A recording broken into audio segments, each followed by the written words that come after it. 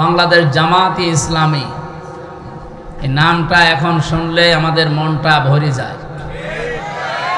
কারণ এই 15.5টা বছর শুধু না, এই 54 বছরে আমরা অলরেডি জুলুমের শিকার হয়ে আছি এই নামটার কারণে। যারা জুলুম করেছিলেন আপনারা কিন্তু এখন আর আমাদের টার্গেট নেই। আজকে জালেমদের একজন ড্রামি রাষ্ট্রপতি পালিয়ে চলে গেছে, আপনারা জানেন। ওনারে নিয়ে যা আরম্ভ হয়েছে সারা দেশে, এটা আমার মনে হয় সামাল দেওয়া কঠিন হয়ে পড়বে। এই জন্য যারা দায়িত্বে আছেন সাবধান। ববু আসবে এই আশায় যারা বুক বেঁধে আছে, আমার মনে হয় তাদের এখান থেকে শিক্ষা নেওয়া দরকার যে রাষ্ট্রপতি যদি পালিয়ে চলে যায় তো ববু আসবে আবার কার আশায়? এই জন্য এসব আশা ভরসা সব বাদ দেন। এখন ভরসা আশা একমাত্র আমাদের ইন্ডিয়া। হ্যাঁ, কে? আল্লাহর উপরে। যা আরম্ভ হয়েছে আল্লাহ ছাড়া আমাদের কোনো গতি আছে না। সুতরাং বাংলাদেশ জামাত ইসলামী একটা মাজলুম দল। আপনি মন খারাপ করেন আর আপনি খুশি হন, ওইটা আমি দেখি না। আমি যেটা বাস্তব দেখছি এইটা বলছি। এই দলটা মাজলুম দল না? এই দেশে এই 54 বছরের ভেতরে, বিশেষ করে 15.5 বছরে যারা আমরা জুলুম নির্যাতন অত্যাচারের শিকার, সে রাজনীতি করে করেন আর না করে করেন, সবচাইতে বেশি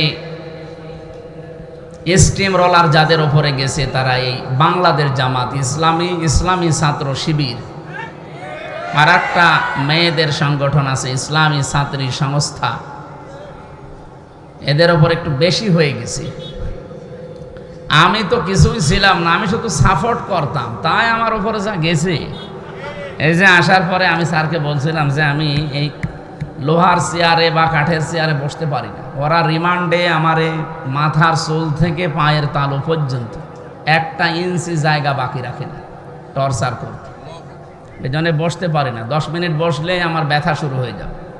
কারণ এমন জায়গায় কিছু দিয়েছে যেখানে মানুষকে দেখানো যায় না। এই জন্যে বললাম যে একটু গদি সিস্টেম করে দেন, যেন অন্তত ঘন্টাখানিক বসে থাকা যায়। আমি সমর্থক হওয়ার পরে যদি এই অত্যাচার আমার উপরে যায়, যারা দায়িত্বে ছিল কি গেছে আপনি বলেন তো?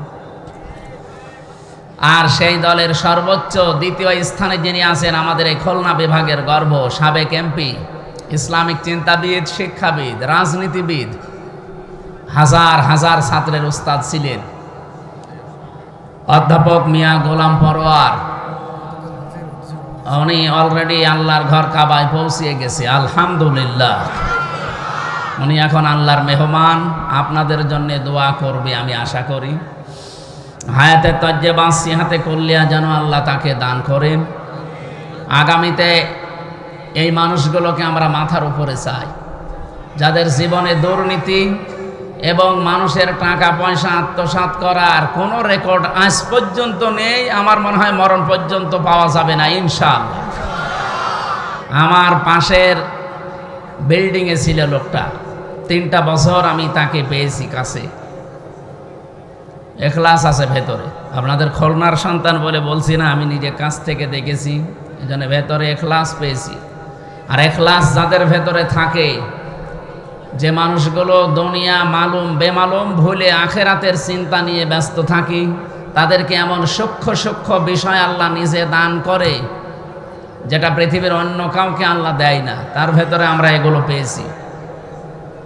আল্লাহ রাব্বুল আলামিন তার হজে মাবরুর, আল হাজ্জু ইয়াহদিমু মা কানা ক্বাবলা, কেউ যদি হজ করে পৃথিবীর পেছনে যত অপরাধ ছিল সব আল্লাহ মাফ করে দেয়। আল্লাহ যেন তাকে সত্যি এইভাবে আজকে হজ করে অন্তত উনি হয়তো 15-20 দিন থাকবেন, শেষ করে যেন আমাদের কাছে সঠিকভাবে ফিরে আসতে পারেন। বলেন আমিন।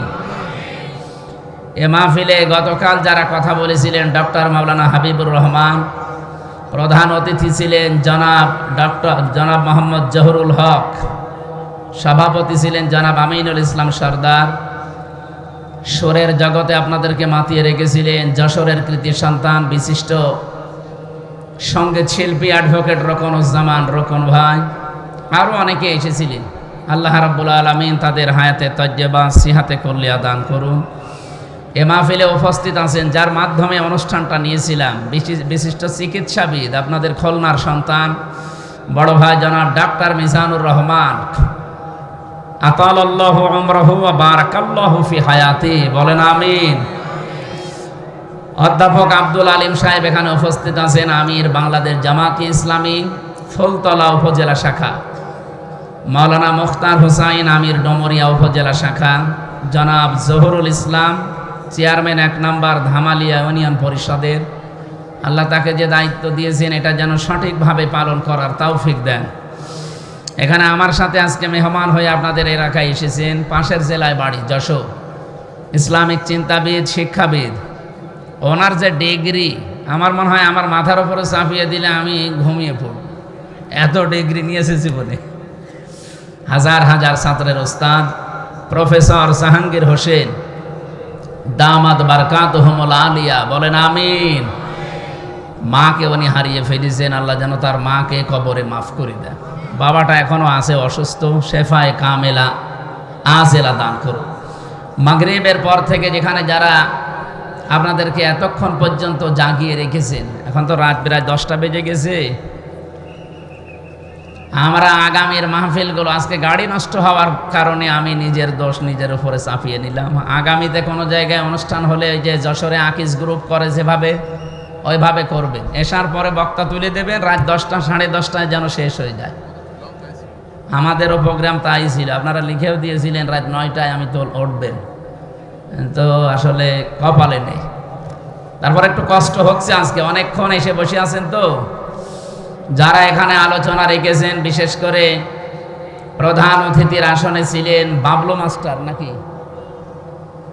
এখানে কাদের নাম লিখেছেন? ও ঠিক আছে, আর লাগবে না। মঞ্চে বসা সম্মানিত ব্যক্তিবর্গ, সামনে বসা মুসলমান ভাইরা, পর্দার আড়ালের সম্মানিতা মা এবং বোনেরা, প্রশাসনের ভাইরা, প্রাণপ্রিয় খুলনাবাসী। খুলনা বিভাগের 10টা জেলা আছে। কয়টা? আমার বাড়ি এ বিভাগে কুষ্টিয়া। এই 10 জেলার যেখানে যায় মনে হয় বাড়ির ভেতরে আছে। অন্য জেলায় গেলে তখন মনে হয় যে না, একটু বাইরে মনে হয় পাশের বাড়ি আসলাম। যখন চট্টগ্রামে যায়, কক্সবাজারে যায়, সিলেটে যায়, মনে হয় যে পাশের বাড়ি বেড়াতে এসেছি। আর এই খুলনা বিভাগে আসলে আমার নিজের বাড়ির ভেতরে, আর আমার এগুলো সব আত্মীয় স্বজনই। আর যেহেতু আমার শ্বশুর বাড়ি এই যে এই বিভাগে চুয়াডাঙ্গায়, আমার বাবার শ্বশুর বাড়িও চুয়াডাঙ্গায়, সেই হিসাবে আমার মনে হয় এই বিভাগের লোক যারাই আছে হয় শালা হবে নয় শ্বশুর হবে, আত্মীয় স্বজনই আমার। এরকম মন নিয়ে আমরা আজকে কথা বলবো ইনশাআল্লাহ। যাদের সম্মান কামনা করলাম, আমি এমনি এমনি কারো সম্মান চাই না। রাফা'না লাকা যিকরাক, কোরআনে কারিমে আল্লাহ জানিয়েছেন, হে নবী আপনার সম্মানকে আমি উপরে তুলি নাই। প্রশ্নবোধক চিহ্ন, এটা ইন্টারগেটিভ সেন্টেন্স, হরফে ইস্তেফহাম দিয়ে আল্লাহ আরম্ভ করেছেন, রাফা'না লাকা যিকরাক, আমি আপনার সম্মান মর্যাদা কি উপরে তুলি নাই। এ দায়িত্ব কে নিয়েছেন? আপনি চিন্তা করতে পারেন, যেখানে আল্লাহর নাম সেখানে রাসূলুল্লাহর নাম। বাংলাদেশে 1110 কিলোমিটার এই দেশটা, টেকনাফের একেবারে শেষ গ্রাম থেকে আমি গাড়ি ছাড়লাম, পঞ্চগড়ের তেতুলিয়ার বাংলা বান্ধা পোড়াটা আমি চালিয়েছি, 1110 কিলোমিটার হয়। আমি হিসাব করে দেখলাম পোড়াটা আল্লাহর নাম কমপক্ষে 13 মিনিট 10 সেকেন্ড একাধারে আল্লাহর নাম উচ্চারণ হয়। ওই যে আজান হয়, টেকনাফ থেকে যদি আরম্ভ হয় আজান দেওয়া, এ শুরু হতে হতে একেবারে পঞ্চগড়ে যে কমপক্ষে 13 মিনিট 10 সেকেন্ড একাধারে আজান হয়। একাধারে আজান হলে যদি আল্লাহর নাম হয়, সঙ্গে সঙ্গে কার নাম বলা লাগে? রাসূলুল্লাহর নাম। আশহাদু আল্লা ইলাহা ইল্লাল্লাহ বললেই হয় না, বলা লাগে আশহাদু আন্না মুহাম্মাদার রাসূলুল্লাহ। আল্লাহ বলেন, হে নবী আপনি শুধু বাংলাদেশের দিকে তাকান তো, এতটুকু একটা দেশ, এই এরিয়ার ভেতরে একাধারে যদি 13 মিনিট 10 সেকেন্ড হয়, তাহলে সারা পৃথিবী আপনি হিসাব করে বলেন, সারা দুনিয়ায় 24 ঘন্টায় 257টা রাষ্ট্র আছে পৃথিবীতে। যেখানে যেখানে আল্লাহর নাম উচ্চারণ হয় সেখানে রাসূলুল্লাহর নাম আল্লাহ উচ্চারণের ব্যবস্থা করে দিয়েছে। এমনকি জান্নাত থেকে যেদিন আমাদের আদি পিতা হযরত আদম আলাইহিস সালাম বের হয়ে আসবেন, ওই দিন তিনি জান্নাতের মেন গেটে লেখা দেখেছিলেন, লা ইলাহা ইল্লাল্লাহ মুহাম্মাদুর রাসূলুল্লাহ। 300 বছর দুনিয়ায় এসে কন্দন করে মাপ পাননি। সর্বশেষ তিনি বলেছিলেন, আল্লাহ তুমি আমাকে মুহাম্মাদুর রাসূলুল্লাহর ওসিলায় মাফ করে দাও। আল্লাহ পাক বলেন, কার ওসিলা নিলেন? বলে মুহাম্মাদুর রাসূলুল্লাহর ওসিলা নিয়েছি। কেন? কারণ আমি জান্নাত থেকে বের হওয়ার সময় দেখেছি এই নামটা তোমার নামের পাশে লেখা। ওই দিনই বুঝেছিলাম নামটা হয়তো তোমার নিকটবর্তী কেউ হবে। আল্লাহ পাক ওই দিন জানিয়েছেন, হে আদম, যার নাম নিয়ে তুমি ওসিলা দিলে এ কিন্তু তোমারই সন্তান হবে। পরবর্তীতে এই পৃথিবীতে তাকেও আমি আল্লাহ পাঠাবো। তোমাকে শুধু পাঠিয়ে আমি শেষ করে দেইনি। ফামান তাবিআ হুদায়া ফালা খাউফুন আলাইহিম ওয়ালা হুম ইয়াহজানুন। আমার পক্ষ থেকে হেদায়েত যাবে, এটা আল্লাহ যদিও আদম নবীকে বলেছিলেন। আপনি এই যে ফামান তাবিআ হুদায়া, এর ব্যাখ্যা করতে গিয়ে আমি যত তাফসীর পড়েছি, মুফাসসিরিন ইকরাম জানাতে চেয়েছেন এই হেদায়েত মানে কোরআন। অথচ আদম নবী যেই দিন এসেছেন ওই দিন কোরআনের কোনো নামগন্ধ ছিল? বলেন বলেন। আদম নবী জানতো যে কোরআন নামে কিছু আছে না? অথচ ওই দিনই আল্লাহ তাকে ইঙ্গিত দিয়েছেন। এদের দ্বিতীয় তাফসীর হচ্ছে, যদিও কোরআন শরীফকে আল্লাহ হুদা বলেছেন, এই জন্য হুদাল্লিল মুত্তাকিন। এখানে হুদান শব্দটা যদি ইসমে ফাইল থেকে আপনি নিয়ে আসেন হাদিন, এর বাংলা অর্থ দাঁড়ায় হেদায়েত দিতে পারে শুধুমাত্র একজন, তার নাম। ওনার মুখ থেকে যেটা বের হয়েছে তার নাম কোরআন। এই জন্য হুদাল্লিল মুত্তাকিন বলার আগে আমার আল্লাহ কিতাবের আগে আলিফ লাম দিয়েছেন, যালিকাল কিতাবুলা রাইবা ফিহি। এই যে কিতাবের আগে আলিফ লাম দিলেন। আমি আরবি গ্রামার যখন পড়ি এই আয়াতের সাথে মিলিয়ে দেখেছি, পৃথিবীতে একটা মাত্র কিতাব আল্লাহ দিয়েছেন যেটা মানুষকে পথ দেখাতে পারে, আর যত কিতাব আছে তাকে আল্লাহ হাদিন বলেন নাই। হুদাল্লিল মুত্তাকিন, হুদাল্লিন নাস, হুদাল্লিল মুসলিমিন, প্রত্যেকটা শব্দই কোরআনে আছে। আমি আলিফ লাম নিয়ে গবেষণা করে 4 প্রকার পেয়েছিলাম আরবি গ্রামারে। কেন আল্লাহ যালিকাল কিতাবের আগে আলিফ লাম দিয়ে নির্দিষ্ট করে দিলেন? এই আলিফ লামের পক্ষে একটা হাদিসও পেয়েছি তিরমিজি শরীফে। আলিফ লামের যে হাদিসটা বলছিলাম এবার শোনেন। আমার মনে হয় আপনারা শুধু শুনেই শেষ করে দেবেন না, শোনার পরে আজকেই সিদ্ধান্ত নিয়ে এক্ষুনি মেনে নেওয়ার মন বানাবেন। কি কথা বলে না কেন? কারণ আমি তো শুধু অ্যাডভার্টাইজ করছি, আমি অ্যাডভাইজার। আমার নিজের কথাও না, আমার বাবার কথাও না। আর ডাক্তার সাহেব আমারে সারাদিন মোবাইল করছে, উনি শিখিয়েও দেয়নি।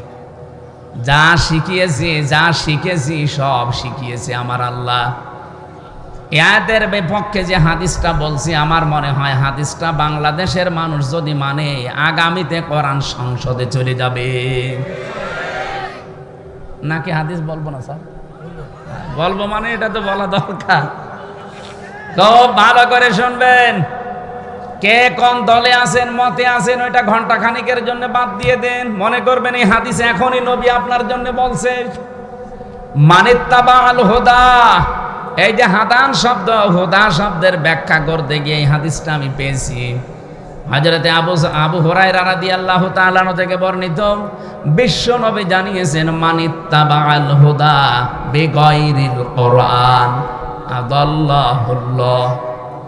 কোন মানুষ যদি হেদায়েত পাওয়ার জন্যে, পথ পাওয়ার জন্যে কোরআনে কারীম বাদ দিয়ে পৃথিবীর কোন জায়গায় ছুটে যায়, ওর নিয়ত যতই ভালো থাক, আল্লাহ নিজে তাকে দায়িত্ব নিয়ে গোমরা বানিয়ে দেয়। শব্দের দিকে খেয়াল করে করে আমি যখন মিলাই, আমি চিন্তা করলাম নবীজি দল্লা শব্দ কেন দিলেন না? দল্লা ইয়াদিল্লু শব্দ যদি দিতেন, 84 মুজাররদ থেকে বাপটা আসলে বাংলা অর্থ হতো আপনি নিজেই নিজেকে খারাপ বানিয়ে ফেলেছেন। কিন্তু আদল্লা ইয়াদিল্লু বাবে ইফআল থেকে যখন শব্দ আসে, যেহেতু চার বিষয় কামেল পাস, আদল্লা ইয়াদিল্লু বাবে ইফআল থেকে আসলে এই বাবের খাসিয়াত হচ্ছে 9টা। কওমি মাদ্রাসায় যারা ভালোভাবে পড়েন তারা বাপগুলো হয়তো দেখেছেন। এই 9টা খাসিয়াতের প্রথম খাসিয়ত, এই খাসিয়াত হচ্ছে আল্লাহ নিজে দায়িত্ব নিচ্ছে। আদল্লা ইউদিল্লু, দল্লা শব্দ হলে বাংলা অর্থ হয়তো আপনি নিজেই নিজেকে খারাপ বানিয়েছেন, আর আদল্লা আসলে বাংলা অর্থ দাঁড়াবে আল্লাহ নিজে আপনাকে খারাপ বানিয়েছে। খুলনাবাসী, আমি এবার একেবারে ফাইনাল প্রশ্ন করছি, হেদায়েত দেওয়ার মালিককে? উনি যদি বলে আমি তোকে গোমরা বানাবো, হেদায়েত দেওয়ার আর কেউ আছে? নেই। কত বড় কঠিন কথা নবীজি শোনালেন। আদাল্লাহ হুল্লাহ, আল্লাহ নিজে ফাইল, এখানে নিজে কর্তা হিসাবে কাজ করছেন। বলেন আমি তোকে খারাপ বানাবো, যেখানে কোরআন নেই, যদি তুই ওখানে ভালো হওয়ার নিয়তেও থাকিস। এবার বাংলাদেশের 56,000 বর্গ মাইলে আপনি হাদিসটা মিলান। এই দেশে যত পীর সাহেব আছে, আমি পীরদেরকে সম্মান করি, শ্রদ্ধা করি, কিন্তু যেই দরবারে পীর নামে কলঙ্ক বসে আছে, কোরআন চলে না সেখানে, ওই দরবার যদি আপনার বাবাও তৈরি করে, আপনি ভালো হওয়ার নিয়তেও থাকলে খারাপ বানিয়ে দেবে কে? সুতরাং এরকম দরবারে যাওয়া যাবে? বলেন। 48,000-এর উপরে দরবার এই দেশে এখন। আপনি হাতে গোনা কয়েকটা জায়গা পাবেন যেখানে কোরআনে কারিম প্রচার করা, প্রসার করা, শিক্ষা করা এবং কায়েম করা, এই 4টা বিষয় পাওয়া যায়।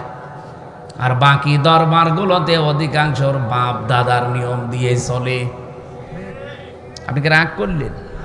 আপনি একটাই বলেন যে যেখানে কোরআন শেখানো হয়, কোরআন বোঝানো হয়, কোরআন প্রচার করা হয় এবং কোরআন কায়েম করার জন্য এই শিক্ষাগুলো যে দরবারে দেওয়া হয়, একটার নাম বলেন, আমি সেখানে যাব।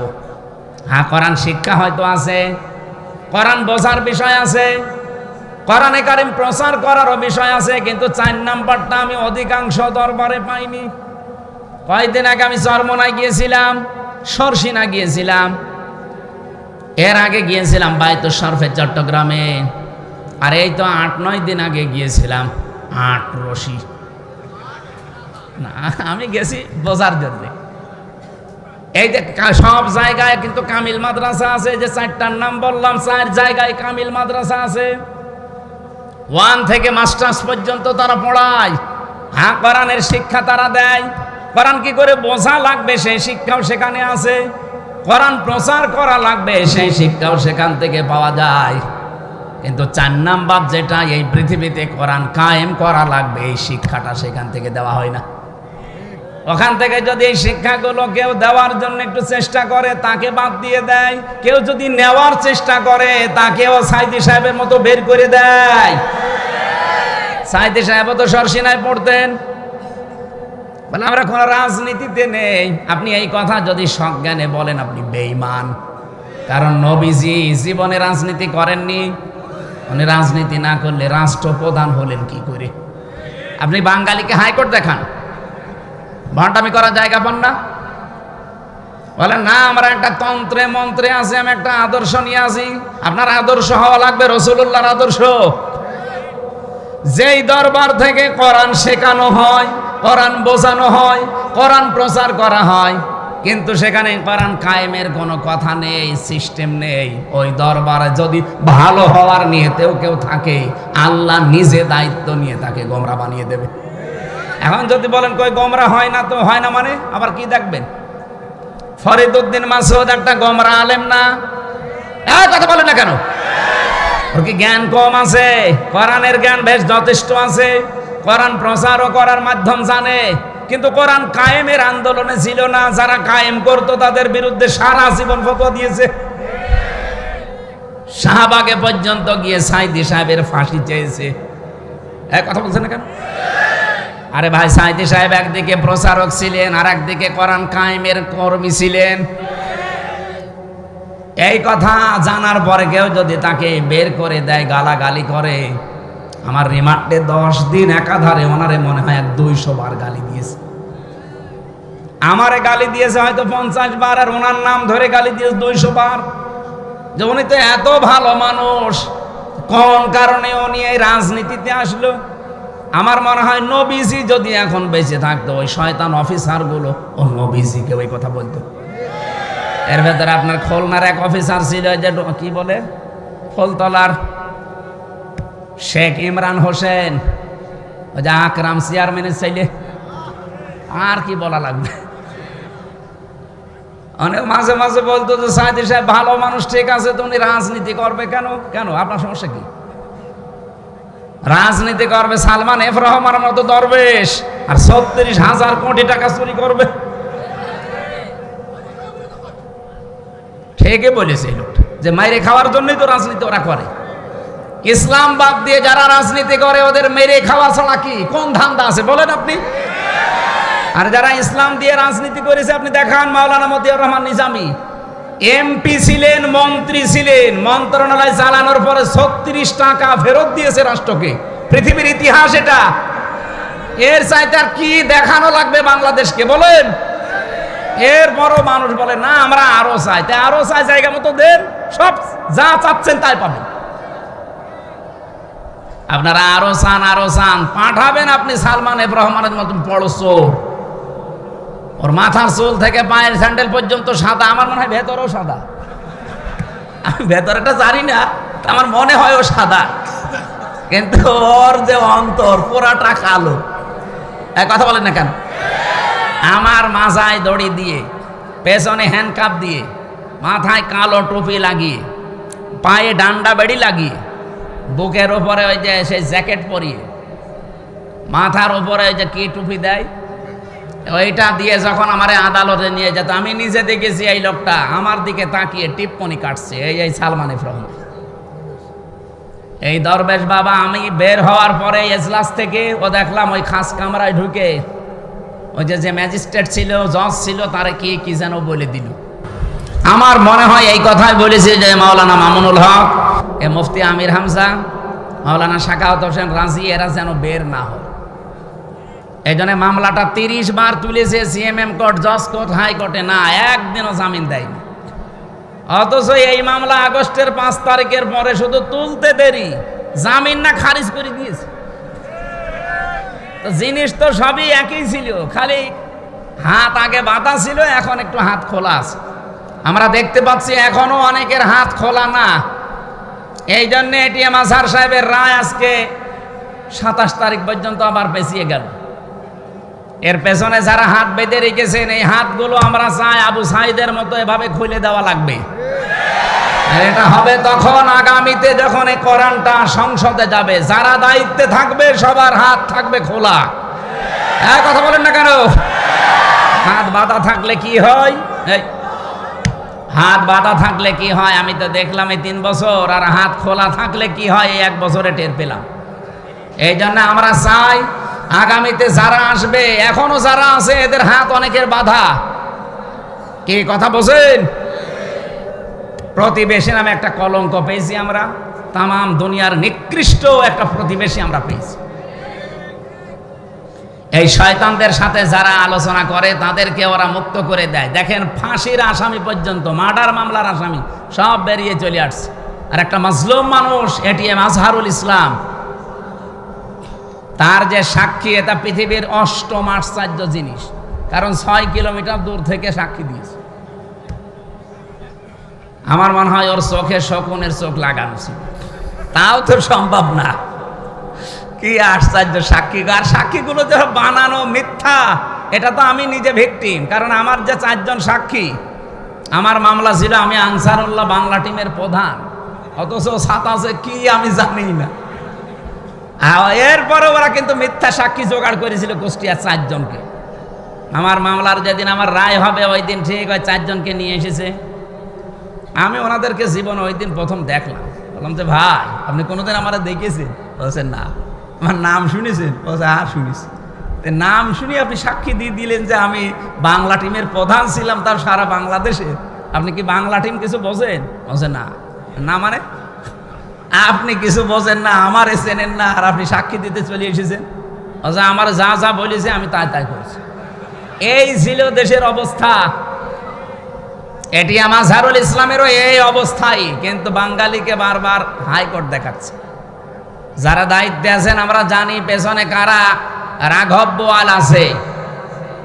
এই দেশে যারা রক্ত দিয়েছে তারা ইসলামপন্থী মানুষদের ছেলে মেয়েরা।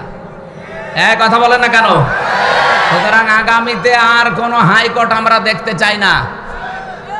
এই 15.5 বছরে যারাই জেলে ছিল এই রাজনৈতিক মামলায়, এই হাসিনার প্রতি হিংসার কারণে, প্রত্যেককে বিনা কারণেই ছেড়ে দেওয়া লাগবে। এদের কিসের বিচার? বিচারপতি যেখানে পালিয়ে যায়, মামলার আয়ও পালিয়ে যায়, মামলায় যারা রিমান্ডে নিয়েছিল তারা পালিয়ে গেছে, এমনকি রাষ্ট্রপতি সাবেক সেটাও পালিয়ে গেছে কালকে। এরপরে আবার মামলা থাকে কোন যুক্তিতে আমি তো খুঁজে পাই না। আমাদের দেওয়ালে যদি পিঠ থেকে যায় না, তখন আর কিন্তু এই পানি পড়া, তেল পড়া, আপেল পড়ায় কাজ হবে না। গত কয়েকদিন আগে নারায়ণগঞ্জে মনে হয় যে বাড়িতে ছিলাম, ওই বাড়িওয়ালা 2টা ছেলে আছে ওনার, আর একটা ছেলে পেটে 6 মাস ছন করে, ওইটাও ছেলে। তো লোকটার খুব আশা যেন এবার মেয়ে হয়। একটা পানির বোতল আর একটা আপেল নিয়ে বলছে হুজুর এমনভাবে আপেল পড়ে দিন যেন এবার আমার মেয়ে হয়। আমি বললাম আমি কি ডাউনলোড করে দেব? এটা যদি আমার হাতে থাকতো যে আপেল পড়ে দিলে, পানি পড়ে দিলে ছেলে মেয়ে হয়ে যায়, মেয়ে ছেলে হয়ে যায়, তা আমার 3টা মেয়ে হইতো না। আমি ওই 2টার পরে বহুত দোয়া করেছিলাম যে এবার যেন ছেলে হয়, তারপরে হয়নি। আমি সারাদিন দরকারে ম্যাডামরা খালি আপেল খাওয়াতাম না। সম্মানিত ভাইরা, আমরা আর হাইকোর্ট দেখতে চাই না। এই বাঙালি জাতি আগামীতে চাই এই নিরপরাধ মানুষকে সসম্মানে মুক্ত জীবনে ফিরিয়ে দেওয়া হোক। এটা যদি কারো কাছে রাজনীতি মনে হয়, হ্যাঁ এটা আমার রাজনীতি। যদি এটা মনে করেন যে এটা ধর্ম ব্যবসা, হ্যাঁ এটা আমার ধর্ম ব্যবসা। আমি নিরপরাধ মানুষের পক্ষে কথা বলতে চাই। এই কথা বলেন না কেন? তারেক জিয়া নিরপরাধ ছিল, ছেড়ে দিয়েছেন, আমরা খুশি হয়েছি। ম্যাডাম খালেদা জিয়া নিরপরাধ ছিল, ছেড়ে দিয়েছেন, খুশি হয়েছি। আমরা চাই আজহার সাহেব নিরপরাধ, ছেড়ে দেওয়া লাগবে। কারা চান দেখি? লিল্লাহে তাকবীর।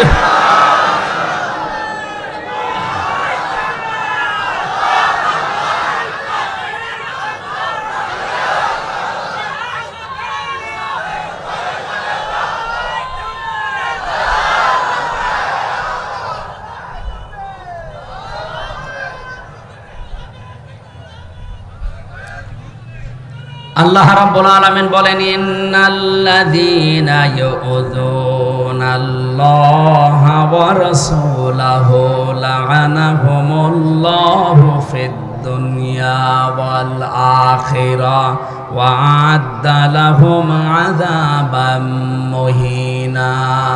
এদিকে তাকান ভাই, আমি কোরআন থেকে শিক্ষাগুলো বের করেছি। আল্লাহ বলেন নিশ্চয় যারা ইউযুনা, আযা মানে কষ্ট দেওয়া, ইউজু এটা মুজারি বর্তমান, ভবিষ্যৎ, প্রেজেন্ট, ফিউচার। রব্বুল আলামিন এখানে 2টা কাল সমন্বয় করে শব্দটা বানিয়েছেন। নিশ্চয় যারা কষ্ট দিচ্ছে আল্লাহ এবং রাসূলকে, এবং সামনেও দেবে। লা'নাহুমুল্লাহু ওয়া রাসূলুহু, লা'নাহুমুল্লাহ, আল্লাহ বলেন আমি নিজে লানত করি, বরদোয়া দেই, ফিদ দুনিয়া ওয়াল আখিরাহ, দুনিয়া এবং আখিরাতে, ওয়া আ'আদ্দা লাহুম আযাবাম মুহিনা, আর তাদের জন্য অপমানজনক শাস্তি আমি আল্লাহ রেডি করে রাখি। এই 54 বছরে যেহেতু আল্লাহর বিধানটা এই জমিনে কায়েম হয়নি, আল্লাহর কষ্ট হচ্ছে না? এক কথা বলেন না কেন? জমিনের মালিক যিনি, বিধান দিয়েছেন তিনি, তার বিধান আজ পর্যন্ত এদেশে এই 54 বছরে আমরা 92% মুসলমান দাবি করার পরেও কায়েম করতে পারি নাই। আপনার কাছে, নিজের কাছে জিজ্ঞাসা করে দেখেন যে আল্লাহর কষ্ট হচ্ছে কিনা। আল্লাহ দিয়েছিলেন এইটাই পৃথিবীতে জমিনে কায়েম করার জন্য। একটা বিধান আজ পর্যন্ত কায়েম করতে পারলাম না। আমরা যেগুলো নিয়ে বাড়াবাড়ি করি, বেশি ফতোয়াবাজি করি, একটা প্রশ্নেও কিন্তু আল্লাহ কবরে ওই সম্পর্কে জিজ্ঞাসা করবে না। আপনি নামাজ নিয়ে বাড়াবাড়ি করছেন, হয়তো নামাজের সিস্টেম নিয়ে, মোনাজাত নিয়ে, আমিন নিয়ে, বিভিন্ন রকম জিনিস নিয়ে আজ বাড়াবাড়ি ছাড়াছাড়ি আছে না নেই? রোজা নিয়ে আছে, হজ নিয়েও আছে, জাকাত নিয়ে আছে, অথচ একটা বিধান সম্পর্কে এখনই মরে গেলে আমার আল্লাহ একটাও জিজ্ঞাসা করবে না। প্রথম নাম্বারে যে প্রশ্ন, সেটা কিন্তু এই রাজনীতির প্রশ্ন।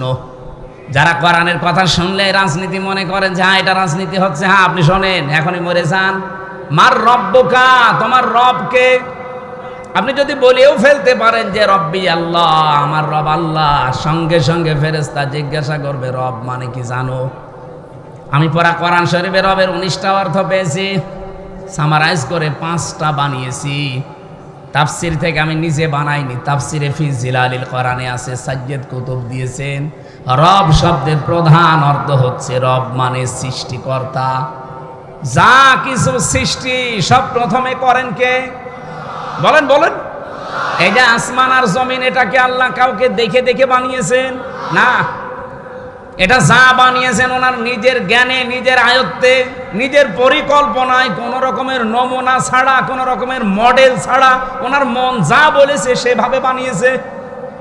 এই জমিনটা সবুজ করে দিয়েছে, এটাকে আমাদের কারো কাছে জিজ্ঞাসা করে যে এইভাবে নদী দেন, এইভাবে সাগর দেন, এইভাবে সবুজ দেন, এর পরিকল্পনা পুরাটা কার? বলেন বলেন। আরে ভাই 3-4 বার আমি বলছি, এমনি না, এখানে একটা শিক্ষা আছে। তো বাংলাদেশে আমাদের দায়িত্বে যিনি ছিল এই কথাটা সে উল্টিয়ে ফেলেছে। ফসলে বরকত হওয়ার পরে কি বলল? যে মা দুর্গা গজে ছড়ে এসেছে, এই জন্য ফসলে বরকত হয়েছে। একটা কথা হইল, ফসলের বরকত সৃষ্টি করার মালিককে? দুর্গা। এ কথা যদি গোবিন্দ পরামানিক বলতো কিচ্ছু বলতাম না। একটা হাসি মানুষ, কি হাসি না? গোবিন্দ পরামানিক যদি বলতো এই দেশে যত বরকত হয় সব মা দুর্গা দেয়, আমি কিচ্ছু বলতাম না। কিন্তু যে মহিলায় কথা বললো, আপনি চিন্তা করতে পারেন 18 কোটি মুসলমানের দায়িত্বে সেই মহিলা একজন হাজি, আর সে বলছে এই যে ফসলে বরকত এগুলো মা দুর্গা গজে ছড়িয়ে এসেছিল এই কারণে। আপনি আল্লাহকে রব হিসাবে বিশ্বাসিত করেন না, কারণ রব মানে সৃষ্টিকর্তা। ফসল সৃষ্টি করেন কে? বরকত সৃষ্টি করে দেন কে? আর আপনি কোন দুর্গার দিকে নিয়ে গেলেন? কবরে যান, আল্লাহর কসম আপনি রব্বি আল্লাহ বললে টিকবে না, কারণ আপনি আল্লাহকে সৃষ্টিকর্তা মানেন না, বিশ্বাসও করেন না। আপনি সৃষ্টিকর্তা মানেন দুর্গাকে। কথা বোঝা গেছে? একটা একটা করে সিরিয়াল করে আপনি অর্থগুলো মিলাবেন। 2 নম্বর পেয়েছি, রব মানে আইনদাতা। রব মানে,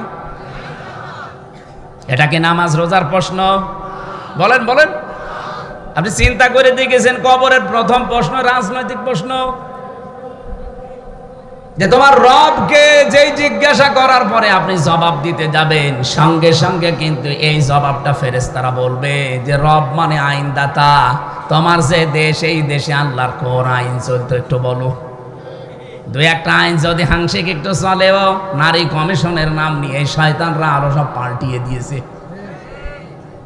কে কে দিয়েছে শয়তান পর্যন্ত আমার মনে হয় এখন হাসতেছে যে এ কি গো, আমিও তো এত নিচে নামি নাই। ওদের 318 পৃষ্ঠা আমি পুরাটা পড়েছি। এই 7-8 দিনে পুরাটা পড়ে আমি এতটুকু পেয়েছি যে ওখানে 13টা কোরআনের আয়াত ওরা ভুল ধরেছে। আলালাহুল খালক ওয়াল আমরু আয়াতটা ওরা পাল্টাতে চায়। ওরা বলছে দেহ আমার, সিদ্ধান্ত আমার। অথচ আল্লাহর কোরআন জানিয়েছে সূরা আরাফের 54 নম্বর আয়াতের এই যে মাঝের অংশে আছে আলালাহুল খালক ওয়াল আমরু, এ পৃথিবী বানিয়েছি আমি, এখানে সিদ্ধান্ত চলবে কার? তা আপনি আয়াতটা পুরো পাল্টিয়ে দিলেন। 15.5 বছর যারা ছিল তাদেরও তো এত বড় দুঃসাহস হয়নি, সুতরাং এদেরও দুঃসাহস হইতো না। এদের পেছনে রাঘব বোয়াল কারা আছে আমরা জানি। আপনি চিন্তা করতে পারেন, এই যে 26টা কোরআনের আয়াতের বিরুদ্ধে কেস দিয়েছিল ইন্ডিয়া, সেই প্রসেসে 13 কত হয়? ওরা 26টা দিয়েছে, এরা হাফ দিয়েছে। এটা তো একটা মামলা, এরা পাল্টিয়ে ফেলতে চায় এগুলো। যতগুলো দিয়েছে সব আমি কোরআনের আয়াতের সাথে মিলিয়ে দেখলাম, সব কোরআনের বিরুদ্ধে।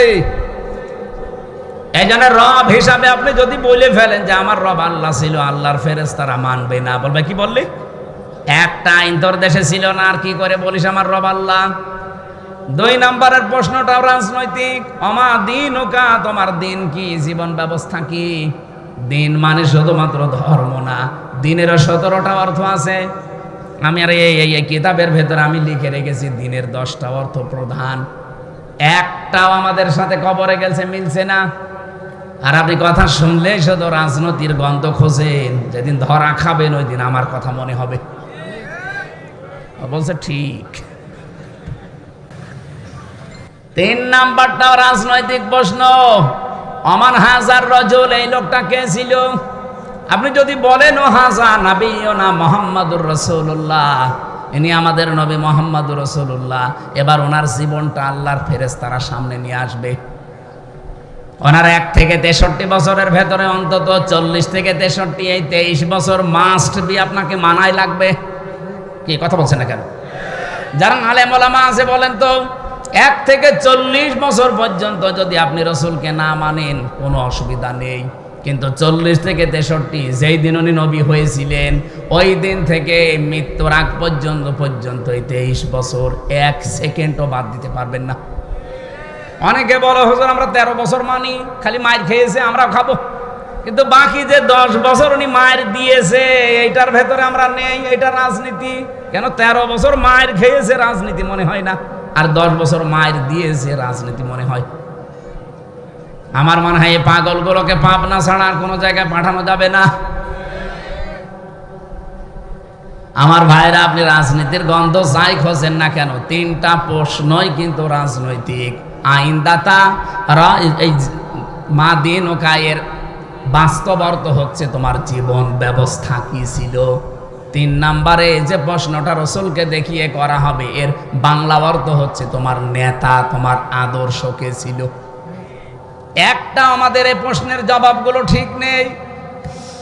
ও খুলনাবাসী, যেহেতু আমার বিভাগের মানুষ আপনারা, একটু ভালোবাসি বেশি আপনাদেরকে, বারবার আহ্বান জানাই আমি একেবারে সরাসরি বাংলা ভাষায়, আসেন আমরা এই 3টা প্রশ্নের জবাব একটু ঠিক করে নেই। একটাও যেহেতু ঠিক নেই, কি নিয়ে আপনি হাঁটতেছেন কবরের দিকে?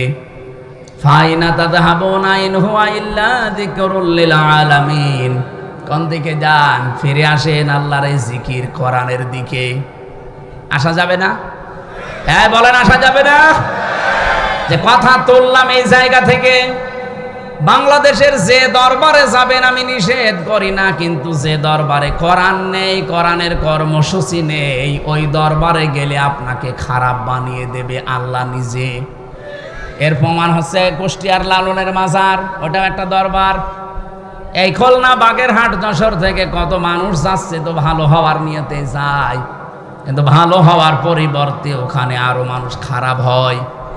খারাপ হয় এই কারণে, কারণ ওখানে কোরআন নেই, কোরআনের কর্মসূচি নেই, ওখানে চলে শুধু গাঁজা। এই কথা বলছেন না কেন? আমি যতগুলো দেশ ঘুরেছি এই ছোট্ট জীবনে, বহু দেশ আল্লাহ আমাকে নিয়েছে। তাম পৃথিবীতে 257টা দেশের ভেতরে অন্তত 50টা দেশ আমি ছোট্ট জীবনে দেখেছি। পৃথিবীর কোন দেশে এইভাবে একেবারে মানে এত আরামে গাঁজা খাওয়া যায় দুনিয়ায় আমি কোনো জায়গায় পাইনি। মানে পুলিশ পাহারা দিয়ে খাওয়ায়। তাহলে আপনি কি বুঝলেন এখান থেকে আজকে? কোরআন যেখানে নেই ওই দরবার যদি আমার বাবাও তৈরি করে, আমি ওই দরবারে আজকে থেকে আর, আমি যদি ভালো হওয়ার নিয়তেও থাকি আমাকে খারাপ বানিয়ে দেবে কে? এ পর্যন্ত ঠিক আছে, পরেরটা বলবো। হ্যাঁ, বাংলাদেশে এখন 73টার উপরে রাজনৈতিক দল, 49টা নিবন্ধিত, বাকিগুলো আছে নিবন্ধনের বাইরে। সবচাইতে বড় অবিচার করা হয়েছে, আমাদের নিবন্ধন ছিল একটা দলের, সে নিবন্ধন পর্যন্ত জালেমরা কেড়ে নিয়েছে। 13 তারিখে একটা রায় আছে, আমরা চাই এই অবিচার যেন আর না থাকে। আমরা চাই অবিচার আর না করে আগে ওদের বৈধ জিনিস বৈধভাবে ফেরত দেন। ওদের দাড়ি পাল্লার ন্যায় ইনসাফের প্রতীক এটা ওরা কোরআন থেকে নিয়েছে। কি সাবেক আমিরে জামাত ভারপ্রাপ্ত একজন ছিলেন আব্বাস আলী খান, নাম শোনেন? জয়পুরহাটে বাড়ি। উনি জীবিত অবস্থায় একটা বক্তব্যে শুনেছিলাম, প্রশ্ন করছে একজন যে আপনারা এত মার্কা দুনিয়ায় থাকতে দাড়ি পাল্লা নিলেন কেন? উনি বলছে আমরা নেইনি, এটা কোরআনে আছে। সূরা হাদীদের 25 নম্বর আয়াতে আল্লাহ দাড়ি পাল্লা নামে একটা মার্কাই দিয়ে দিয়েছেন। রাসূলদেরকে আল্লাহ পাঠিয়েছেন যে সমস্ত জিনিস নিয়ে, তার ভেতরে এই ন্যায় বিচার করার মানদণ্ড, এই যে মিজান যেটা বলা হয়, এই মিজান না, এটাও এক মিজান। মিজান মানে হচ্ছে সমতা। আমার খুতবার ভেতরে এই শব্দটা ছিল, আসসামা রাফাহা ওয়া ওয়াদাআল মিজান। আল্লাহ পাক এই যে আসমান, এটা সমতা করে রেখেছেন। আল্লাহ রাব্বুল আলামিন নবীদেরকে যে 3টা জিনিস দিয়ে পাঠিয়েছিলেন, তার ভেতরে একটা ছিল দাড়ি পাল্লা, তার মানে মিজান। লাকাদ আরসালনা রুসুলানা বিল বায়্যিনাতি ওয়া আনজালনা মাআহুমুল কিতাবা ওয়াল মিজান লিয়াকুমান নাসু বিল কিসত। আল্লাহ গ্যারান্টি দিয়ে আয়াত শুরু করলেন লাকদ। এটা যদি বাদও দেয়, যারা গ্রামার বোঝে জিজ্ঞাসা করেন, আপনি আমার কাছে কোরআন শরীফ নিয়ে আসেন, লাকদ বাদ দিলে আমি অর্থ করতে পারবো। এটা আল্লাহ গ্যারান্টি দেওয়ার জন্য লাকদ দিয়েছেন, লাম একটা কদ একটা। আরসালনা রুসুলানা, এখান থেকে যদি আল্লাহ আয়াত শুরু করতেন, অর্থ তো আপনারা না পারলেও আলেমরা আমরা পারতাম অর্থ করতে। আল্লাহ কেন লাকদ দিয়ে আরম্ভ করলেন? আল্লাহ গ্যারান্টি দিয়েছেন অবশ্যই অবশ্যই এই পৃথিবীতে আমি যত নবী আর রাসূলকে পাঠিয়েছিলাম, 3টা জিনিস তাদের সাথে ছিল। 1 নম্বরে কিতাব, কি ছিল বলেন বলেন? 2 নম্বরে তাদেরকে আমি উন্নত চরিত্র দিয়েছিলাম। 3 নম্বরে মিজান দিয়েছিলাম, ন্যায় বিচারের মানদণ্ড। আর এটা কায়েম করতে পারলেই মানুষের ভেতরে ন্যায় বিচার আপনি দেখতে পাবেন। লিয়াকুমান নাসু বিল কিসতি, যেন এই লামটার অর্থ যেন আপনি মানুষের ভেতরে ন্যায় বিচার কায়েম করতে পারেন এই মিজান দিয়ে। মিজান মানে আমরা সবাই বলছি দাড়ি পাল্লা। এখানে বাংলাদেশে 54 বছরে যেটা হয় নাই, এবার যদি সত্যি দাড়ি পাল্লা দিয়ে আমরা সামনে এগিয়ে যেতে পারি, আল্লাহর কসম দেশে ন্যায় বিচার কোরআন বলছে প্রতিষ্ঠা হবে। আপনি কোরআনের কথা বিশ্বাস করেন না? কথা বলেন না কেন? তাহলে দাড়ি পাল্লা এ মার্কা আমরা নিজেরা বানিয়ে নেইনি, ধানের শীষের মতো, নৌকার মতো, নাঙ্গলের মতো। এটা আল্লাহর পক্ষ থেকে নবীদেরকে আল্লাহ এই ন্যায় বিচারের মানদণ্ড দিয়ে পাঠিয়েছিলেন। নবীদের আল্লাহ যা দিলেন মানদণ্ড হিসাবে, যে মার্কা দিলেন, ওইটা যাদের ভেতরে পাবেন সেটা বাদ দিয়ে আপনি কোন দিকে দৌড়ান। এই জন্যে ফাইনা তাযহাবুন দিয়েছেন। কোথায় যাচ্ছেন দৌড়িয়ে? কোথায় পালিয়ে যাচ্ছেন? ইন হুয়া ইল্লা যিকরুল লিল আলামিন। এদিকে আসেন, আপনাকে জিকির শোনাই। আমরা তো বিভিন্ন রকমের জিকির শুনি তাহিরি ভাইয়ের কাছ থেকে, শালি বাবা, কেল্লা বাবা, ফতে বাবা। ও জিকির না, এই যে জিকির, এইটা কোনটা? এই জিকিরের দিকে আসতে বলছি আপনাকে। আমি আবার বলছি, 49টা নিবন্ধিত দল আছে। সবচাইতে আসল যে দলটা থাকার কথা, একটা 50 নাম্বার যেটা মিলবে, সেটা বাংলাদেশ জামাত ইসলামী। 13 তারিখে যেন আর হাইকোর্ট আমাদেরকে না দেখান, আমরা চাই এটা ফিরিয়ে দেওয়া হোক। আপনারা চান না? বলেন। কেউ যদি না চান, তাহলে কোরআনের আয়াত কি করবেন আপনি বলেন? নবীদেরকে আল্লাহ মিজান দিয়ে পাঠিয়েছিলেন, ন্যায় বিচারের মানদণ্ড এটা দাড়ি পাল্লা, যেটা বলে আমরা চিনি। এই জন্য হাইকোর্টে এটা টাঙানো আছে। আপনি দেখেন হাইকোর্টে যে একটা দাড়ি পাল্লা দেওয়া আছে, ওটার সামনে লেখা, একেবারে সামনে টাঙানো। আবার দাড়ি পাল্লা দেখেছেন কোনো দিকে কিন্তু একেবারে সমতা ঠিক করা আছে, এদিকে বেশি এদিকে কম না, একেবারে দুইটাই সমান্তরাল। বাংলাদেশে যারাই দায়িত্বে থাকে তারা এই দেশের 18 কোটি মানুষকে বোঝাতে চায়, ও বাংলার মানুষেরা, সারা বাংলাদেশে কোনো জায়গায় যদি ন্যায় বিচার নাও পাও, অন্তত হাইকোর্টে আসলে নাই বিচার পাবা। তার প্রতীক এই যে দাড়িপাল্লা, সেই দাড়িপাল্লা প্রতীকটা আপনারা গায়েব করে দিয়েছেন। এটা ফিরিয়ে দেওয়া লাগবে, এটা আমাদের শেষ কথা ভাই। এবার যদি দেওয়ালে পিঠ থেকে যায় না, এর জন্য আবার আগস্টের 5 তারিখে এই দেশে অন্তত তৈরি হয়ে যাবে, তখন আর সামাল দিতে পারবেন না। এবার আসেন 73টা দলের ভেতরে সব মিলে আমি বলছি ভাই, কাউকে উদ্দেশ্য করে না, সবাইকে মিলে বলছি, যেই দলের কর্মসূচিতে কোরআন নেই, কোরআন কায়েমের কোনো নিয়ম নীতি নেই, ওই দল যদি আমার বাবাও কায়েম করে, আমার বাবাও প্রতিষ্ঠা করে, ওই দলে আমি ভালো হওয়ার নিয়তেও থাকবো না। আমি যদি ওখানে ভালো হওয়ার নিয়তেও থাকি, আমাকে খারাপ বানিয়ে দেবে কে? এবারে হাদিসকে বিশ্বাস করবেন না করবেন এদিকে এসে বলেন যে না আমার কেমন লাগছে। আমি কি আমার বাবার কথা বানিয়ে বললাম? হাদিস। বাংলাদেশে আপনি 73টা দলই মিলান, যেই দলে পাবেন যে এরা কোরআন কর্মসূচি দিয়েছে কায়েম করার, ওখানে যদি না থেকে যেখানে কোরআনের কর্মসূচি নেই, মনে করছেন এটা আমার বাবা বানিয়েছে, আমার দাদা বানিয়েছে, তাই কি ওখানে আপনার ভালো হওয়ার নিয়ত থাকা যাবে না? তাহলে আপনাকে গোমরা বানাবে, খারাপ বানাবে কে? ওয়াজ হয়ে গেছে না? এরপরও যদি কেউ না বোঝার ভান করে থাকেন, এদিকে আসে, কানের নিচে এমন জোরে 2টা দেব না, সব বুঝে ফেলবে। তো বাংলায় বলার পরে বলে যে আমরা বুঝি না, কি আশ্চর্য গো। নাম ধরে ধরে বলা লাগবে আপনাদের। বলেন আপনি 73টা দল বাংলাদেশে এখন ধর্মীয় এবং জেনারেল মিলে, যেই দলের কর্মসূচিতে কোরআন কায়েমের কথা লেখা আছে, ওটা যদি আমার বাবাও তৈরি করে, আমি আসি, না করলেও আসি, কারণ এর নির্দেশ আল্লাহ এবং রসুলের। আর এর বাইরে যাবেন, যতই ভালো হওয়ার নিয়ত আপনার থাক, আপনাকে খারাপ বানিয়ে দেবে আল্লাহ সরাসরি নিজে। এজন্য আদাল্লাহুল্লাহ, এখানে ফাইল কর্তা আল্লাহ সরাসরি নিজে। আমার হাদিসটা পড়লে খুব ভয় হয়, বাংলাদেশে বহু মানুষকে আল্লাহ নিজে গোমরা বানিয়ে দিচ্ছে, কারণ এই হাদিস শোনার পরেও তারা ফিরতে চায় না। এক কথা বলেন না কেন? আজকে খুলনার মানুষেরা একটা সিদ্ধান্ত নিয়ে বাড়ি যাওয়া যাবে না, যেই দলে কোরআন নেই, ওই দল যদি আমার বাবাও প্রতিষ্ঠা করে, ওই দলে আমি আর নেই। কারা কারা পারবেন এই সিদ্ধান্ত নিতে? দেখি লিল্লাহে তাকবীর। এই দেখেন তো, হাত তোলেনি কে? ওই যে ওই লোক, তোলেন।